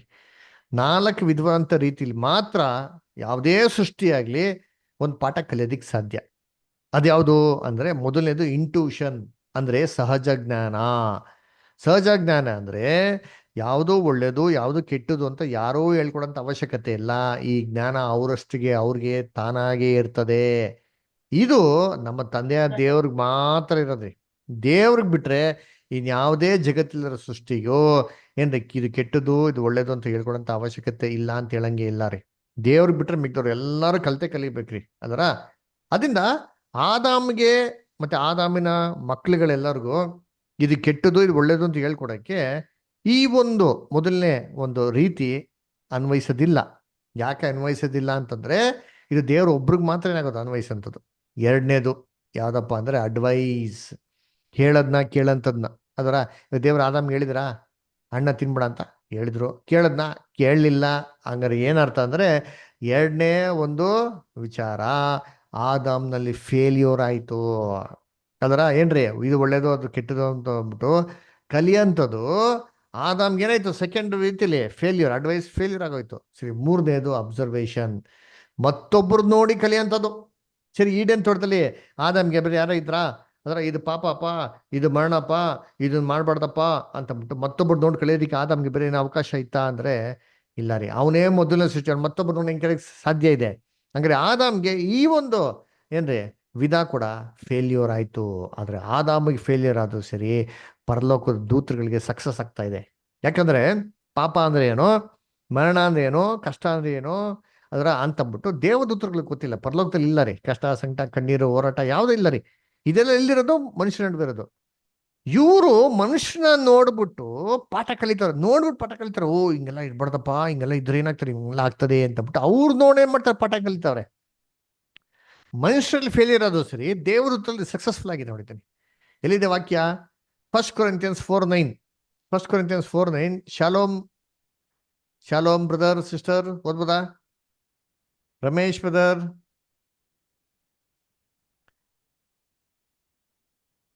Okay. Anita sister, Sanjay Kumar brother, okay. Deepa ಅಷ್ಟು ಓದ್ತೀರಾ? ಓದ್ತೀನಿ ಪಾಸ್ಟರ್. ಹಾಗಾಗದೆ ದೇವರು ಅಪೊಸ್ತಲರಾದ ನಮ್ಮನ್ನು ಮರಣದ ತೀರ್ಪು ಹೊಂದಿದವರಂತೆ ಕಡೆಯವರೆಗಾಗಿ ತೋರಿಸಿದ್ದಾನೆಂದು ನನಗೆ ತೋಚುತ್ತದೆ. ನಾವು ಲೋಕದಲ್ಲಿ ದೇವದೂತರಿಗೂ ಮನುಷ್ಯರಿಗೂ ಅಂತೂ ಜಗತ್ತಿನಲ್ಲಿ ಹಾಸ್ಯಾಸ್ಪದವಾದ ನೋಟವಾಗಿದೆ. ನೋಡ್ರ, ನೋಟವಾಗಿದ್ದೇವೆ. ಜಗತ್ತಿಗೆಲ್ಲ ನಾವೇನಾಗಿರ್ತೇವೆ? ನೋಟವಾಗಿದ್ದೇವೆ. ಜಗತ್ತು ದೇವದೂತರ ನಮ್ಮನ್ನು ನೋಡಿ ನಮ್ಮನ್ನು ನೋಡಿ ಏನ್ ಮಾಡ್ತಾರೆ? ಪಾಠ ಕಲಿತಾರೆ. ಅದ್ರ ಹಂಗಾರೆ ಆದಾಮ್ಗೆ 3 ಫೇಲಿಯರ್ ಆಗ್ಬಿಡ್ತು. ಲಾಸ್ಟ್ ಅಲ್ಲಿರೋ ಒಂದೇ ಒಂದು ಆಪ್ಷನ್ ಏನಪ್ಪಾ? ಅದು ಎಕ್ಸ್ಪೀರಿಯನ್ಸ್, ಅನುಭವ. ಆದಾಮ್ ಏನಕ್ಕಪ್ಪ ಪಾಪ ಮಾಡ್ದ ಅಂತಂದ್ರೆ ಅವನ್ಗೆ ಅನುಭವ ಇಲ್ಲ ರೀ. ಪಾಪ ಅಂದ್ರೆ ಇದು, ಅಯ್ಯೋ ಇವೆಲ್ಲ ಹಿಂಗ ಆಗ್ತಾರೆ ಅಂತ ಅನುಭವ ಇದ್ದಿದ್ರೆ ಡೆಫಿನೆಟ್ ಆಗಿ ಆದಾಮ್ ಪಾಪನೇ ಮಾಡ್ತಾ ಇಲ್ಲ ರೀ. ಕರ್ತನಲ್ಲಿ ಪ್ರೀತಿ ಅಂತ ಸ್ವರ್ಗ ಆದಾಮ್ ಪಾಪ ಮಾಡ್ಕೊಂಡು ಏನಪ್ಪ ಕಾರಣ ಅಂದ್ರೆ ಎಕ್ಸ್ಪೀರಿಯನ್ಸ್. ಈ ಎಕ್ಸ್ಪೀರಿಯನ್ಸ್ ಅಂದ್ಬಿಟ್ಟು ಹೆಂಗಿದೆ ಅಂತಂದ್ರೆ ಒಬ್ರು ಒಳಗಡೆ ತುಂಬದಿಕ್ಕಾಗೋದಿಲ್ಲ, ಅದರ ಒಬ್ಬರೊಳಗೆ ತುರ್ಕೋದಿಕ್ಕಾಗೋದಿಲ್ಲ ರೀ. ಅವ್ರು ಏನ್ ಮಾಡ್ಬೇಕಿದ್ನ ಪಡ್ಕೊಬೇಕು, ಅನುಭವಿಸಿ ಪಡ್ಕೊಬೇಕು. ಅದರಿಂದ ದೇವರು ಆದಾಮನ್ನ ಕೆಟ್ಟದು ಏನೋ ಅಂತ ಅಂದ್ಬಿಟ್ಟು ತಿಳ್ಕೊಳೋದಕ್ಕೆ ಏನ್ ಮಾಡೋದ್ರೆ ಅವನ್ಗೆ ಅನುಭವಿಸೋದಿಕ್ಕೆ ಬಿಟ್ರು. ಏನಿಗೆ ಬಿಟ್ಟಿದ್ದು? ಕೆಟ್ಟದ್ನ ಅನುಭವಿಸ್ಬಿಟ್ಟು ಏನ್ ಮಾಡ್ಲಿ ಅವ್ನ ಅನುಭವನ ಪಡ್ಕೊಂಡ್ಲಿ ಅಂತಂದ್ಬಿಟ್ಟು ದೇವ್ರು ಏನ್ ಮಾಡಿದ್ರು? ಕೆಟ್ಟದ್ನ ಬಿಟ್ಟಿದ್ದಾರೆ ಅಲ್ವರ. ಅದಕ್ಕೆ ಕರ್ತನಲ್ಲಿ ಪ್ರೀತಿ ಅಂತ ಸೊಗಳೆ ಇಂಟರ್ವ್ಯೂಗೆ ಹೋದ್ರೆ ಫಸ್ಟ್ ನಮ್ಗೆ ಏನ್ ಕೇಳ್ತಾರೆ ಇಲ್ಲಿ? ಎಕ್ಸ್ಪೀರಿಯನ್ಸ್. ಯಾಕೆ? ಎಕ್ಸ್ಪೀರಿಯನ್ಸ್ ಇರೋದನ್ನ ತಗೊಂಬಿಟ್ಟ ಅಂತಂದ್ರೆ ಏನಾಗ್ತಾರೆ? ಅವ್ರ ಕೆಲಸ ಕೆಟ್ಟೋಗ್ಬಿಡ್ತಾರೆ. ಅದಕ್ಕೆ ಅನುಭವ ವೆರಿ ಇಂಪಾರ್ಟೆಂಟ್ ರೀ. ಈ ಅನುಭವನ ಯಾರು ಇನ್ಫ್ಯೂಸ್ ಮಾಡೋಕ್ಕಾಗಲ್ಲ ರೀ ಅಲ್ವರ. ಇವತ್ತು ನನಗಿರೋಂಥ ಅನುಭವ ಎಲ್ಲರೂ ತುಂಬಕ್ಕಾಗ್ತಾರ? ಇಲ್ಲ ರೀ ಅದರ. ಸರಿ, ಅದಕ್ಕೆ ನೋಡ್ಬೇಕ್ರಿ ಆದಾಮ್ಗೆ ಎಕ್ಸ್ಪೀರಿಯನ್ಸ್ ಮಾಡ್ಲಿಂದ ಬಿಟ್ಬಿಟ್ರಿ. ಅನುಭವಿಸ್ಲಿ ಅನುಭವದಿಂದ ಪಡ್ಕೊಂಡ್ಲಿ, ಜ್ಞಾನ ಪಡ್ಕೊಂಡ್ಲಿ ಅಂತ ಬಿಟ್ರು. ಸರಿ, ಆದಾಮ್ಗೇನ ಅನುಭವ ಇರ್ಲಪ್ಪ. ಆದಾಮ್ ಮಕ್ಳನ್ನೆಲ್ಲ ಯಾಕೆ ಬಿಟ್ಕೊಟ್ರು? ಆದಾಮ್ನಲ್ಲಿ ಎಲ್ಲಾ ಆದಾಮ್ ಮಕ್ಳುಗಳನ್ನ ಪಾಪಕ್ಕೆ ಏನಕ್ಕೆ ದೇವರು ಒಪ್ಪಿಸಿದ್ರು? ಮರಣಕ್ಕೆ ದೇವರು ಏನು ಒಪ್ಪಿಸಿದ್ರು? ಯಾಕೆ? ಏನ್ ಕಾರಣ? ಅದರ ಕರ್ತನಲ್ಲಿ ಪ್ರೀತಿ ಅಂತ ಸೊಗಳೆ ಏನಕ್ಕಪ್ಪ ಅಂತ ನೋಡ್ದ ಅಂತಂದ್ರೆ ಆದಾಮು ಅನುಭವ ಇಲ್ದಿರ ಏನ್ ಮಾಡಿದ? ಪಾಪ ಮಾಡಿದಾನೆ. ನಾಳೆ ಅವ್ರ ಮಕ್ಕಳು ಕೂಡ ಬಂದು ಡೆಫಿನೆಟ್ ಆಗಿ ಅನುಭವ ಇಲ್ದಿರೋದ್ರಿಂದ ಡೆಫಿನೆಟ್ ಆಗಿ ಏನ್ ಮಾಡ್ತಾರೆ? ಪಾಪ ಮಾಡೇ ಮಾಡ್ತಾರೆ, ಡೌಟ್ ಇಲ್ಲ ರೀ. ಅದಕ್ಕೆ ದೇವ್ರು ಏನಂದ್ರು? ಆದಾಮ್ನಲ್ಲಿ ಎಲ್ಲಾರು ಅನುಭವಿಸ್ಲಿ, ಆದಾಮ್ನಲ್ಲಿ ಎಲ್ಲಾರು ಪಾಠ ಕಲಿರಿ ಅಂತ ಬಿಟ್ಟು ದೇವರು ಆದಾಮ್ ಮುಖಾಂತರ ಇಡೀ ಜಗತ್ತಿಗೆ ಮರಣ ಮತ್ತೆ ಪಾಪ ಅದರ ಅನುಭವಿಸ್ಲಿ ಅಂತ ಕೆಟ್ಟದನ್ನ ಬಿಟ್ಟರೆ ನೋಡಿದ್ವಿ. ಎಲ್ಲಿದೆ ವಾಕ್ಯ? ರೋಮಪುರದಲ್ಲಿ 5:12. ಶಾಲೋಮ್ ಸಿಸ್ಟರ್ ಓದ್ತೀರಾ? ರೋಮನ್ಸ್ 5:12. ಈ ವಿಷಯ ಹೇಗೆಂದರೆ, ಒಬ್ಬ ಮನುಷ್ಯನಾದ ಆದಾಮನಿಂದಲೇ ಪಾಪವು ಲೋಕದೊಳಗೆ ಪ್ರವೇಶಿಸಿತು, ಮತ್ತು ಮರಣವು ಪಾಪದ ನಿಮಿತ್ತ, ಹಾಗೂ ಮರಣವು ಎಲ್ಲರೂ ಪಾಪ ಮಾಡಿದ್ದರಿಂದ ಎಲ್ಲರಿಗೂ ಪ್ರಾಪ್ತಿಯಾಯಿತು. ನಿಧಾನ ಓದಿ, ಏನ್ ಟೆನ್ಷನ್ ಇಲ್ಲ. ಅದೇ ನೋಡಿ, ಈ ವಿಷಯ ಹೇಗೆಂದರೆ ಒಬ್ಬ ಮನುಷ್ಯನಿಂದಲೇ ಪಾಪದಿಂದ ಮರಣವು ಲೋಕದಲ್ಲಿ ಪ್ರವೇಶಿಸಿತು. ನೋಡ್ರ ಹೇಗೆಂತ? ಲೋಕದಲ್ಲಿ ಪಾಪ ಬಂದಿದ್ದು, ಮರಣ ಬಂದಿದ್ದು ಒಬ್ಬ ಮನುಷ್ಯನಿಂದಲೇ. ಈಡೇನ್ ತೋರ್ತಲ್ಲ, ಆದಾಮ್ ಒಬ್ಬ ಪಾಪ ಮಾಡಿದ್ರ ಅವರ ಒಂದು ಏನ್ರಿ ಪೆನಾಲ್ಟಿ, ಪಾಪ ಸಂಬಳ ಮರಣ ಏನ್ರಿ ಎಲ್ಲಾರ ಮೇಲೂ ಬಂತು. ಹೀಗೆ ಎಲ್ಲಾರು ಪಾಪ ಮಾಡಿದ್ರಿಂದ ಮರಣವು ಹೀಗೆ ಎಲ್ಲಾರ ಮೇಲೂ ವ್ಯಾಪಿಸಿತು. ಎಲ್ಲಾರ್ದು ದೇವ್ರ ಮಾಡಿದ ಆದಾಮ್ನಲ್ಲಿ ಮರಣಕ್ಕೆ ಏನ್ ಮಾಡಿದ? ದೇವ್ರು ಒಪ್ಪಿಸ್ಕೊಟ್ರು ಅಂತೀರಿ. ಇನ್ನೊಂದು ವಾಕ್ಯ ಓದೋಣಂತೀರಿ. ಇಲ್ಲಿ 1 ಕೊರಿಂಥ 15:22. 1 ಕೊರಿಂಥ 15:22. ಪುಷ್ಪಲತಾ ಅಷ್ಟು ಓದ್ತೀರಾ? ಯಾವ ಪ್ರಕಾರ ಆದಾಮನ ಸಂಬಂಧದಿಂದ ಎಲ್ಲರೂ ಸಾಯುವವರಾದರೂ ಅದೇ ಪ್ರಕಾರ ಕ್ರಿಸ್ತನ ಸಂಬಂಧದಿಂದ ಎಲ್ಲರೂ ಜೀವಿತರಾಗುವರು. ನೋಡ್ರ, ಯಾವ ಪ್ರಕಾರ ಆದಾಮಿನ ಸಂಬಂಧದಿಂದ ಎಲ್ಲ ಸಾಯ್ತಾರೆ? ಎಲ್ಲ ಸಾಯ್ತಾರೆ. ಯಾರ ಸಂಬಂಧ? ಆದಾಮಿಂದ ರೀ ನಾವೆಲ್ಲ ಸಾಯ್ತಿರೋದು. ನಾವೆಲ್ಲ ಸ್ವಂತಕ್ಕೆ ಸಾಯ್ತಿಲ್ಲ ರೀ ಅಂತಂದ್ರ. ಕರ್ತನಲ್ಲಿ ಪ್ರೀತಿ ಅಂತ ಸ್ವರ್ಗಳೇ ಅದರ ಏನಕ್ಕೆ ದೇವ್ರು ಬಿಟ್ಟಿತ್ತು ಅದರ. ಇನ್ನೊಂದು ವಾಕ್ಯ ಓದೋಣ ಅಂತೀನಿ. ಯೆರೆಮೀಯ 31ನೇ ಅಧ್ಯಾಯ 29 ಮತ್ತೆ 30. ಶಡ್ರಾಕ್ ಬದರ್ ಓದ್ತೀರಾ? Jeremiah 31st chapter 29 and 30. Sir. ಯೆಹೋವನ ನುಡಿ, ತಂದೆಗಳು ಹುಳಿ ದ್ರಾಕ್ಷಿಯನ್ನು ತಿಂದರು, ಮಕ್ಕಳು ಹಲ್ಲುಗಳು ಆ, ಚೆಳಿತು ಹೋಗಿವೆ. ಚೆಲಿತು ಹೋಗಿವೆ ಎಂದು ಆ ಕಾಲದಲ್ಲಿ ಜನರು ಮತ್ತೆ ಅನ್ನರು. ಸಾಯತಕ್ಕವನು ತನ್ನ ತನ್ನ ದೋಷದಿಂದ ಸಾಯುವನು, ಹುಳಿ ದ್ರಾಕ್ಷಿಯನ್ನು ತಿನ್ನುವವನ ಹಲ್ಲುಗಳೇ ಚೆಲಿತು ಹೋಗುವವು. ನೋಡ್ರ ಎಷ್ಟು ಕ್ಲೀನಾಗಿ ಕೊಟ್ಟಿರ್ತಾನೆ. ಸಾಯತಕ್ಕವನು ತನ್ನ ದೋಷದಿಂದ ಸಾಯ್ತಾನೆ ಅಂದ್ಬಿಟ್ಟು ಹೇಳ್ಬಿಟ್ಟು ಹೇಳ್ತಾರೆ. ತಂದೆಗಳು ಉಳಿ ದ್ರಾಕ್ಷಿ ತಿಂದ್ರು, ಮಕ್ಕಳಲ್ಲಿ ನಮ್ಗೆ ಚೆಲ್ತು ಬರ್ತಾರೆ. ತಂದೆ ಯಾರು? ಆದಾಮು. ಏನ್ ತಿಂದ್ರು? ಈಡೇನ್ ತೋಟದಲ್ಲಿ ತಿನ್ಮಂತ ಹಣ್ಣನ್ನು ತಿಂದ್ರು. ಅವ್ರು ತಿಂದಿದ್ದ ಒಂದು ಶಿಕ್ಷೆ ಯಾರು ಅನುಭವಿಸ್ತವ್ರೆ? ಎಲ್ಲ ಮಕ್ಳುಗಳು ಅಲ್ಗಳೇನಾಯ್ತು ಚೆಲ್ತೋಗ್ತವೆ. ಎಲ್ಲರೂ ಆದಾಮ್ನಲ್ಲಿ ಮರಣದಲ್ಲಿ ಅನುಭವಿಸ್ತವ್ರೆ ಅಲ್ವರ. ಹಂಗಾರೆ ಎಲ್ಲರೂ ಸಾಯ್ತಾ ಇರೋದು ಆದಾಮ್ನಲ್ಲಿ. ಸರಿಯಪ್ಪ, ಆಯ್ತಪ್ಪ, ಅನುಭವಿಸ್ತಾರೆ, ಸಾಯ್ತಾರ, ಓಕೆ. ದೇವ್ರು ಕ್ಷಮಿಸ್ಬೋದಾಗಿತ್ತಲ್ವಾ? ಯಾಕೆ ಕ್ಷಮಿಸಿಲ್ಲ? ಆದಾಮ್ ತಪ್ಪು ಮಾಡ್ದ ಅಲ್ವರ, ಪಾಪ ಮಾಡ್ಬಿಟ್ಟ, ಸರಿಯಪ್ಪ ಆಯ್ತು, ದೇವ್ರು ಕ್ಷಮಿಸ್ಬಿಡೋದು. ನಮ್ಗೆ ಹೇಳೋರೆ 7 ಕ್ಷಮಿಸೋಂತ, ಯಾಕೆ ಕ್ಷಮಿಸಿಲ್ಲ ಅಂತಂದ್ರೆ ಕರ್ತನಲ್ಲಿ ಪ್ರೀತಿ ಅಂತ ಸಹೋದರಗಳೇ, ಅವ್ರದ್ದೇನೋ ಕ್ಷಮಿಸ್ಬಿಟ್ಟಿದ್ದ ಅಂತಂದ್ರೆ ಆದಾಮನ್ನ ನೆಕ್ಸ್ಟ್ ಅವ್ರ ಮಕ್ಳು ಬಂದಿರೋರು, ನಮ್ಮಪ್ಪನ ಕ್ಷಮಿಸಿದ್ಯಾ, ನನ್ನ ಕ್ಷಮಿಸೋ. ಹಾಗಾದ್ರೆ ಎಲ್ಲಾರು ಒಂದೊಂದೇ ಮಿಸ್ಟೇಕ್ ಮಾಡ್ತಾ ಹೋಗ್ತಾ ಇತ್ತ ಅಂತಂದ್ರೆ ದೇವರು ಒಂದು ಮಾತಿಗೆ ಬೆಲೆನೇ ಇರ್ತಾ ಇರಲ್ಲ. ಸೇತನ ಮಾತು ಸತ್ಯ ಆಗ್ಬಿಟ್ಟಿರೋದು ಅವಾಗ. ಅದರ ದೇವ್ರ ಮಾತು ಏನಾಗ್ತಿರಲ್ಲ, ಹಂಗ ಸುಳ್ಳಾಗ್ಬಿಡ್ತಾ ಇತ್ತು. ಸೇತನ ಹೇಳೋದಲ್ಲ, ಹೇಗೂ ಸಾಯದಲ್ಲಿ ನೋಡಪ್ಪ ಹೇಳಿ ಸತ್ಯ ಅಂತ ಪ್ರೂವ್ ಆಗ್ಬಿಟ್ಟಿರೋದು. ಅದರ ಅದಕ್ಕೆ ದೇವ್ರ ಮಾತಿಗೆ ಬೆಲೆ ಇಲ್ದಿರಂಗೆ ಹೋಗ್ಬಿಟ್ಟಿರೋದು. ಅದಕ್ಕೆ ದೇವ್ರು ಏನು ಮಾಡ್ತಾರೆ? ದೇವರು ನೀತಿ ಬದ್ಧನು. ಅದಕ್ಕೆ ಏನು ಮಾಡ್ತಾರೆ? ಎಲ್ಲಾರನ್ನೂ ಆದಾಮ್ನಲ್ಲಿ ಏನು ಮಾಡ್ತಾರೆ? ಒಪ್ಪಿಸ್ತಾರೆ ಮರಣಕ್ಕೆ ಅಲ್ವರ. ಅದಕ್ಕೆ ಇವತ್ತು ಪ್ರತಿಯೊಂದು ಸ್ಮಶಾನ, ಪ್ರತಿಯೊಂದು ಸಾವು, ಪ್ರತಿಯೊಂದು ಸಮಾಧಿ, ಇದೆಲ್ಲರಿಗೂ ಏನಾಗಿದೆ? ಸಾಕ್ಷಿ ಆಗಿದ್ರಿ ಅದರ. ಸರಿ, ಇದರಿಂದ ಏನು ಯೂಸ್ ಆಯಿತು? ಏನು ಪ್ರಯೋಜನ ಆಯಿತು ನೋಡಿ. ದೇವರು ಲೋಕದಲ್ಲಿ ಇವೆಲ್ಲ ಕೆಟ್ಟು ಬಿಡ್ಬೇಕಾರೆ ಕೈನಲ್ಲಿ ಒಂದು ಔಷಧಿ ಇಟ್ಕೊಂಡು ಬಿಟ್ರಿ. ಔಷಧಿ ಏನು ಗೊತ್ತಾ? ಆಂಟಿಡೋಟ್. ಒಂದು ವಿಷಾನ್ ಕುಡಿದ್ಬಿಟ್ರೆ ವಿಷಾನ್ ತೆಗೆದಕ್ಕೆ ಒಂದು ಮತ್ತಿರುತ್ತೆ ಗೊತ್ತಾ? ಆ ಮತ್ತನ ಕೈನ ಇಟ್ಕೊಂಡು ದೇವರು ಲೋಕದಲ್ಲಿ ಮಾಡಿ ಕೆಟ್ಟದ್ ಬಿಟ್ರಿ. ವಿಷಾನ ಅನುಮತಿ ಕೊಡ್ಬೇಕಾದ್ರೆ ದೇವರು ಕೈನಲ್ಲಿ ಮತ್ತು ಆಲ್ರೆಡಿ ಇಟ್ಕೊಂಡಿದ್ರು. ಆ ಮತ್ತೆ ಯಾರು ಗೊತ್ತಾ? ಬೇರೆ ಯಾರು ಅಲ್ಲ, ನಮ್ಮ ರಕ್ಷಕನಾಗಿರೋಂಥ ಯೇಸು ಕ್ರಿಸ್ತು. ಓದು ನೋಡಿಂತೀನಿ ಅಲ್ಲಿ ಪ್ರಕಟಣೆ 13:8. ವಿಲಾಸ್ ಬ್ರದರ್ ಓದ್ತೀರಾ? Yes pastor. 13:8. ಓಕೆ. ಜಗದುತ್ಪತ್ತಿಗೆ ಮೊದಲೇ ಕೊಯ್ಯಲ್ಪಟ್ಟ ಕುರಿ ಯಾದಾತನ ಬಳಿಯಲ್ಲಿರುವ ಜೀವಬಾಧ್ಯರ ಪಟ್ಟಿಯಲ್ಲಿ ಯಾರ ಹೆಸರುಗಳು ಬರೆದಿರುವುದಿಲ್ಲವೋ ಆ ಭೂ ನಿವಾಸಿಗಳೆಲ್ಲರೂ. ಸಾಕ್ಬಿಡಿ ನೋಡಿ. ಜಗದುತ್ಪತ್ತಿಕ್ಕಿಂತ ಮುಂಚೆ ಕುಯ್ಯಲ್ಪಟ್ಟಂತ ಕುರಿಯಾದಾತನು. ಜಗದುತ್ಪತ್ತಿಕ್ಕಿಂತ ಮುಂಚೆ ರೀ ನೋಡ್ರಿ. ಇಡೀ ಜಗತ್ನ ಸೃಷ್ಟಿ ಮಾಡೋದಕ್ಕೆ ಮುಂಚೆನೆ ದೇವ್ರೇನ್ ಮಾಡ್ಬಿಟ್ರೆ ಯೇಸು ಕ್ರಿಸ್ತನ ಸಮರ್ಸ್ಬಿಟ್ಟವ್ರೆ. ಅಂದ್ರೆ ದೇವ್ರು ಚೆನ್ನಾಗಿ ಗೊತ್ತು ಮುಂದಕ್ಕೆ ಆದಾಮ್ ಪಾಪ ಮಾಡ್ತಾನೆ. ಆದಾಮ್ ಪಾಪ ಮಾಡ್ಬೇಕಾರೆ ಅವ್ನು ವಿಮೋಚನೆ ಮಾಡ್ಬೇಕಾದ್ರೆ ತನ್ನ ಒಬ್ಬನೇ ಮಗನ ಕೊಡಬೇಕು ಕುರಿ ತರ. ಅವ್ರ ಮುಖಾಂತರ ಎಲ್ಲಾರು ವಿಮೋಚನೆ ಮಾಡ್ಬೇಕು ದೇವ್ರು ಗೊತ್ತಿಲ್ಲ. ಹಂಗ ದೇವ್ರು ಇವನ್ನೆಲ್ಲ ಬಿಡ್ಬೇಕಾರೆ ಯೇಸು ಕ್ರಿಸ್ತನ ಕೈನೇ ಇಟ್ಕೊಂಡು ಒಂದು ಯೋಜನೆ ಮಾಡಿ ಏನ್ ಮಾಡೋರು ಬಿಟ್ಟವ್ರೆ. ಹಂಗಾರೆ ಏನಪ್ಪ ಅದು ಯೋಜನೆ? ಬೈಬಲ್ನ ದೇವ್ರು ಹೇಳ್ತಾರೆ, ದೇವ್ರ ಲೋಕವನ್ನು ಎಷ್ಟೋ ಪ್ರೀತಿ ಮಾಡ್ತಾರೆ, ನಮ್ಮ ಮಗನ ಕೊಟ್ಟರು ನಂಬರ್ ಒಬ್ರು ಕೂಡ ನಾಶ ಆಗ್ಬಾರ್ದು, ಎಲ್ಲ ರಕ್ಷಣೆ ಹೊಂದಬೇಕು ಅಂತ. ದೇವ್ರ ಯೋಜನೆ ಏನು?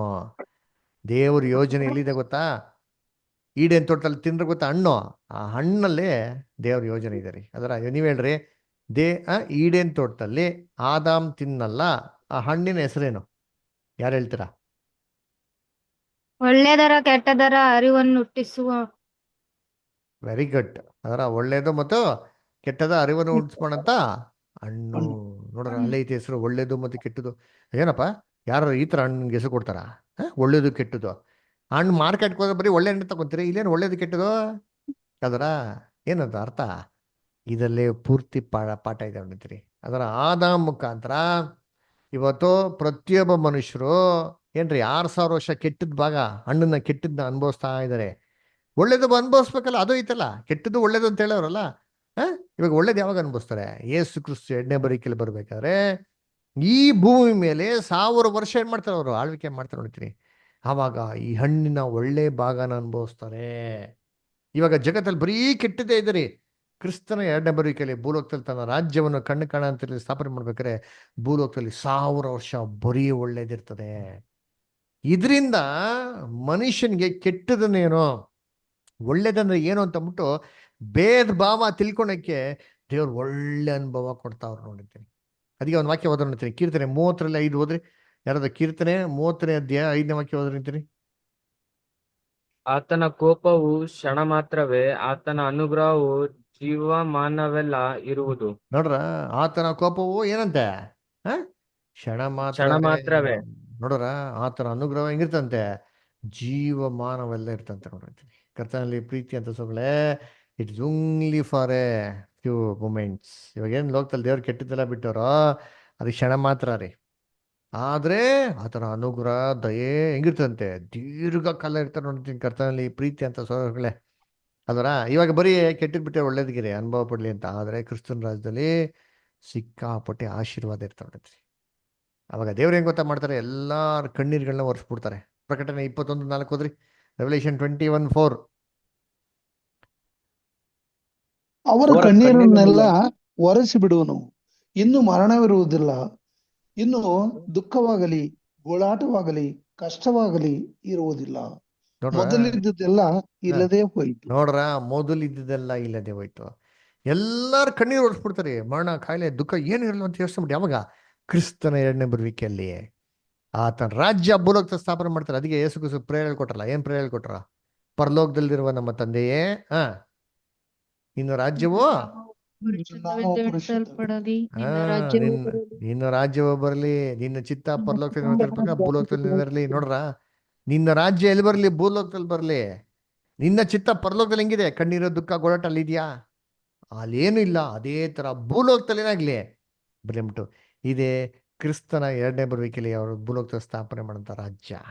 ಅದಕ್ಕೆ ದೇವರು ಫಸ್ಟು 6,000 ವರ್ಷ ಕೆಟ್ಟದ್ ಬಿಟ್ರಿ. ಅನಂತರ 1,000 ವರ್ಷ ಒಳ್ಳೇದ್ ಬಿಡ್ತಿದ್ರಿ. ಏನು ಗೊತ್ತಾ? ಫಸ್ಟ್ ಕೆಟ್ಟದ್ದು, ಆಮೇಲೆ ಒಳ್ಳೇದು.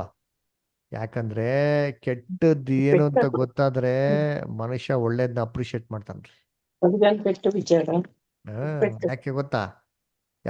ಉದಾಹರಣೆ ನೋಡಿದ್ದೀನಿ. ಇವಾಗ ಸಿಗರೇಟ್, ಸಿಗರೇಟ್ ಹೊಡೆಯೋದು ನಮ್ಮ ದೇಹಕ್ಕೆ ಹಾನಿಕಾರ ಅಂತ ಅಂದ್ಬಿಟ್ಟು ಏನಾಗಿದೆ ಗೊತ್ತು. ಆದ್ರೆ ಎಷ್ಟು ಜನ ಮಾತನ್ನ ಕೇಳ್ತಾರೆ? ಎಷ್ಟು ಜನ ಸಹಜ ಜ್ಞಾನ ಇದೆ, ಕಾಮನ್ ಸೆನ್ಸು? ಎಷ್ಟು ಜನಕ್ಕೆ ಅಡ್ವೈಸ್ ಇದೆ? ಪ್ರತಿಯೊಂದು ಸಿಗರೇಟ್ ಪ್ಯಾಕೆಟಲ್ಲಿ ಫೋಟೋ ಹಾಕ್ಬಿಟ್ಟು ಕಳಿಸ್ತಾರೆ. ಅದರ ಆಮೇಲೆ ಎಷ್ಟು ಜನಕ್ಕೆ ಹಾಸ್ಪಿಟ್ಲ್ ಕೊಡೋಗ್ಬಿಟ್ಟು ಫೋಟೋ ಗಿಟ್ಟ ನೋಡ್ಬಿಟ್ಟು ಜನಗಳು ನಳ್ತಾರಲ್ಲ ನೋಡ್ಸಿದ್ರು ಕೂಡ ಏನು ಮಾಡಲ್ಲ, ಚಿತ್ಕೊಳಲ್ಲ. ನಮ್ಮ ತಾತ ನೋಡು 80 ವರ್ಷ ಏನಾಗಿಲ್ಲ, ನಮಗೂ ಏನಾಗಲ್ಲ ಸೇರ್ತಾರೆ. ಆದರೆ ಯಾವಾಗ ಸಿಗರೇಟ್ ಎಲ್ಲ ಸೇರಿ ತಮಗೆ ಒಂದು ತೊಂದರೆ ಬರ್ತದೆ ನೋಡಿರ್ತೀನಿ, ತಮಗೆ ಯಾವಾಗ ಕ್ಯಾನ್ಸರ್ ಬರ್ತದೆ ನೋಡಿರ್ತೀನಿ, ಆವಾಗ ಗೊತ್ತಾಗ್ತದೆ ನೋಡಿರ್ತೀನಿ. ಟ್ರೀಟ್ಮೆಂಟ್ ಎಲ್ಲ ತಗೊಂಡಿದ್ಮೇಲೆ, ಕ್ಯಾನ್ಸರ್ ಎಲ್ಲ ವಾಸಿ ಆಗಿದ್ಮೇಲೆ ಇವ್ರಿಗೆ 1 ಕೋಟಿ ರೂಪಾಯಿ ಕೊಡ್ತೀನಪ್ಪ, ನೀನು ಒಂದೇ ಒಂದು ಸಿಗರೇಟ್ ಹೊಡ್ಬಿಡಪ್ಪ ಅಂತ ಹೊಡಿತಾರೆ ಅವರು. ಅಯ್ಯೋ ಬೇಡ ಸಾರ್, ಬೇಡ ಸಾರ್, ಸಾಕು. ಯಾಕೆ? ಕೆಟ್ಟದು ಆ ಥರ ಅನುಭವ ಇದೆ, ಆ ಥರ ಅನುಭವಿಸ್ಬಿಟ್ಟಿರಿಂದ ಬೇಡ ಅಂತಾರೆ. ಇದೇ ಥರ ಜಗತ್ತಿಗೆ ಎಲ್ಲರಿಗೂ ಕೆಟ್ಟದ ಅನುಭವ ಕೊಟ್ಟಿರ್ಬೇಕಾರೆ ಅವ್ರು ಖಂಡಿತವಾಗೂ ಏನು ಗೊತ್ತಾ ಮಾಡ್ತಾರೆ? ಒಳ್ಳೇದನ್ನ ಬಿಡ್ಬೇಕಾರೆ ಕೆಟ್ಟದನ್ನ ಆಯ್ಕೆ ಮಾಡಲ್ಲ. ಇನ್ನೊಂದ್ಸತಿ ಒಳ್ಳೇದಕ್ಕೆ ಏನು ಮಾಡ್ತಾರೆ? ಅದು ಅವ್ರು ಆಯ್ಕೆ ಮಾಡ್ತಾರೆ. ಅದರಿಂದ ದೇವರು ಫಸ್ಟ್ ಕೆಟ್ಟದ್ದು ಬಿಟ್ಟಿರೋದು, ಆನಂತರ ಏನು ಮಾಡ್ತಾರೆ? ಒಳ್ಳೇದನ್ನ ಬಿಡಕ್ಕೆ ಹೋಗ್ತಾರೆ. ಸರಿ, ಇವತ್ತಿನ ಪಾಠದ ಸಮ್ಮರಿನೇ ಬೈಬಲಲ್ಲಿ ಒಂದೇ ವಾಕ್ಯದಲ್ಲಿದೆ, 2 ವಾಕ್ಯದಲ್ಲಿ. ಇಲ್ಲಿ ರೋಮಾಪುರದಲ್ಲಿ 8ನೇ ಅಧ್ಯಾಯ 20 ಮತ್ತೆ 21 ಹೋದ್ರಿ ಯಾರಾದ್ರೂ? ಜೀನ ಅಷ್ಟೇ ಓದ್ತೀರಾ? Romans 8 chapter 20 and 21.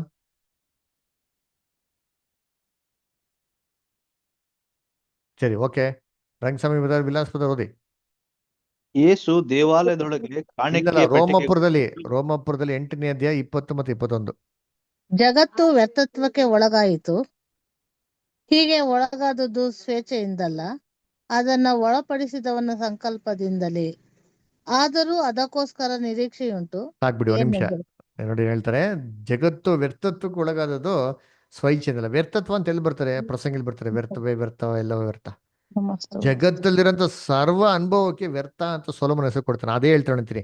ಜಗತ್ತು ಈ ಕೆಟ್ಟದ ಅನುಭವಕ್ಕೆ ಒಳಗಾದದ್ದು ಸ್ವಇಚ್ಛೆಯಿಂದಲ್ಲ. ಮನುಷ್ಯ ಪಾಪ ಮಾಡಬೇಕು, ಅಯ್ಯೋ ನಾನು ಅನುಭವಿಸ್ಲೇಬೇಕು ಅಂತ ಆದಮ್ ಪಾಪ ಮಾಡಲ್ಲ ರೀ.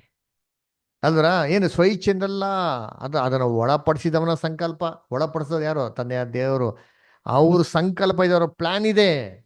ಏನದು ಪ್ಲಾನ್? ಮುಂದಕ್ಕೆ ಹೇಳ್ತಾರೆ, ಓದಿಸ್ತಾರೆ. ಆದರೂ ಅದಕ್ಕೊಂದು ನಿರೀಕ್ಷೆ ಉಂಟು. ಒಂದು ಪ್ಲಾನ್ ಇದೆ. ಸತ್ತೋರೆಲ್ಲ ವಾಪಸ್ ತಿರ್ಗಾದ್ ಬರ್ತಾರೆ, ನಿರೀಕ್ಷೆ ಇದೆ. ಆಮೇಲೆ ಏನೆಂದರೆ ಆ ಜಗತ್ತು ಕೂಡ ನಾಶದ ವಶದಿಂದ ಬಿಡುಗಡೆಯಾಗಿ, ನೋಡ್ರ, ಆ ಜಗತ್ತು ಕೂಡ ನಾಶದ ವಶದಿಂದ, ಮರಣದ ವಶದಿಂದ ಬಿಡುಗಡೆಯಾಗಿ ದೇವರ ಮಕ್ಕಳ ಮಹಿಮೆಯುಳ್ಳ ವಿಮೋಚನೆಯಲ್ಲಿ ಪಾಲು ಹೊಂದುವುದೇ. ನೋಡ್ರ, ದೇವರ ಮಕ್ಕಳ ವಿಮೋಚನೆ ಪಾಲ್ಗೊಂಡೋದು, ಅವರು ಕೂಡ ದೇವ್ರ ಮಕ್ಕಳಾಗ್ತಾರೆ ಕ್ರಿಸ್ತನ್ ರಾಜ್ಯದಲ್ಲಿ ಅಂದ್ಬಿಟ್ಟು ಇದು ಗಾಡ್ಸ್ ಪ್ಲಾನ್ ರೀ. ಇದಕ್ಕೋಸ್ಕರ ದೇವರು ಕೆಟ್ಟದ್ನ ಅನುಮತಿ ಕೊಟ್ಟಿದ್ದು, ಏನಕ್ಕೆ? ಮನುಷ್ಯ ಅನುಭವ ಪಡಿಲಿ ಅಂತ. ಅದ ಕರ್ತನಲ್ಲಿ ಪ್ರೀತಿ ಅಂತ ಸೊಗಳೆ ಏನ್ರಿ, ಈ ಪಾಠ ನಿಮ್ಗೆಲ್ಲ ಅರ್ಥ ಆಗಿದೆ ಅಂತ ಭಾವಿಸ್ತೀನಿ. ಅದರ ದಯವಿಟ್ಟು ಯೂಟ್ಯೂಬ್ ಲಿಂಕ್ ಕಳಿಸ್ಕೊಡ್ತೀನಿ, ದಯವಿಟ್ಟು ಕ್ಲಾಸಸ್ ಇನ್ನೊಂದ್ಸತಿ ತಿರ್ಗಾ ಕೇಳಿ. ನಿಮ್ಗೇನೋ ಡೌಟ್ಸ್, ನಿಮ್ಗೇನೋ ಸಂದೇಹ ಇತ್ತು ಅಂದ್ರೆ, ಏನೋ ಕೇಳಬೇಕು ಅಂತಂದ್ರೆ ಧಾರಾಳವಾಗಿ ನೀವು ಏನು ಮಾಡೋದು ಕೇಳ್ಬೋದು. ನಮ್ಮ ಯೂಟ್ಯೂಬ್ ಚಾನಲ್ಗೆ ಸಬ್ಸ್ಕ್ರೈಬ್ ಮಾಡೋದು ಮತ್ತೆ ಮರಿಬೇಡಿ. ಎಲ್ಲ ಕ್ರೈಸ್ತ ಸೋದರಗಳಿಗೆ ಹೇಳ್ರಿ. ಈ ಥರ ಹೊಸೊಬ್ಬರು ಯಾರೋ ಕ್ರೈಸ್ತವ್ರು ಇದ್ರೆ, ಜಾಯ್ನ್ ಆಗೋಕ್ಕೆ ಇಂಟ್ರೆಸ್ಟ್ ಇದೆ, ಅಲ್ಲಿ ನಮ್ಮ ವಾಟ್ಸಪ್ ಗ್ರೂಪ್ ಜಾಯ್ನ್ ಆಗೋದಕ್ಕೆ QR ಕೋಡ್ ಇದೆ, ಅದ್ರ ಮುಖಾಂತರ ಜಾಯ್ನ್ ಆಗೋದಕ್ಕೆ ದಯವಿಟ್ಟು ಏನು ಮಾಡಿ, ನೀವು ಲಿಂಕ್ ಎಲ್ಲ ಕ್ರೈಸ್ತವ್ರಿಗೆ ಶೇರ್ ಮಾಡಿ. ಫ್ರೀಯಾಗಿ ಏನಾಗಲಿ ಜಾಯ್ನ್ ಆಗಲಿ, ಆಶೀರ್ವಾದ ಪಡ್ಕೊಳ್ಳಿ. ಸರಿ, ಇವಾಗ ಯಾರಿಗೂ ಏನೋ ಕ್ವಶನ್ಸ್ ಇದೆಯಾ? ಏನೋ ಪ್ರಶ್ನೆ ಇದೆಯಾ? ಏನೋ ಕೇಳಬೇಕು ಅಂತಿದೆಯಾ? ಏನೋ doubts? No doubt pastor. Okay, Daniel brother, Deepa sister, Jeena sister, no pastor. ಇಲ್ಲ brother. Okay, Ramesh brother, no pastor. Ramudu brother, no pastor. Okay, Shadrach brother, Shirley sister, ಏನಿಲ್ಲಪ್ಪ. Vilas brother, no pastor, no pastor, no doubt. Okay, Savita sister, okay, good. ಸರಿ, doubts ಇಲ್ಲ. ದೇವ್ರು ನಿಮ್ಮೆಲ್ಲ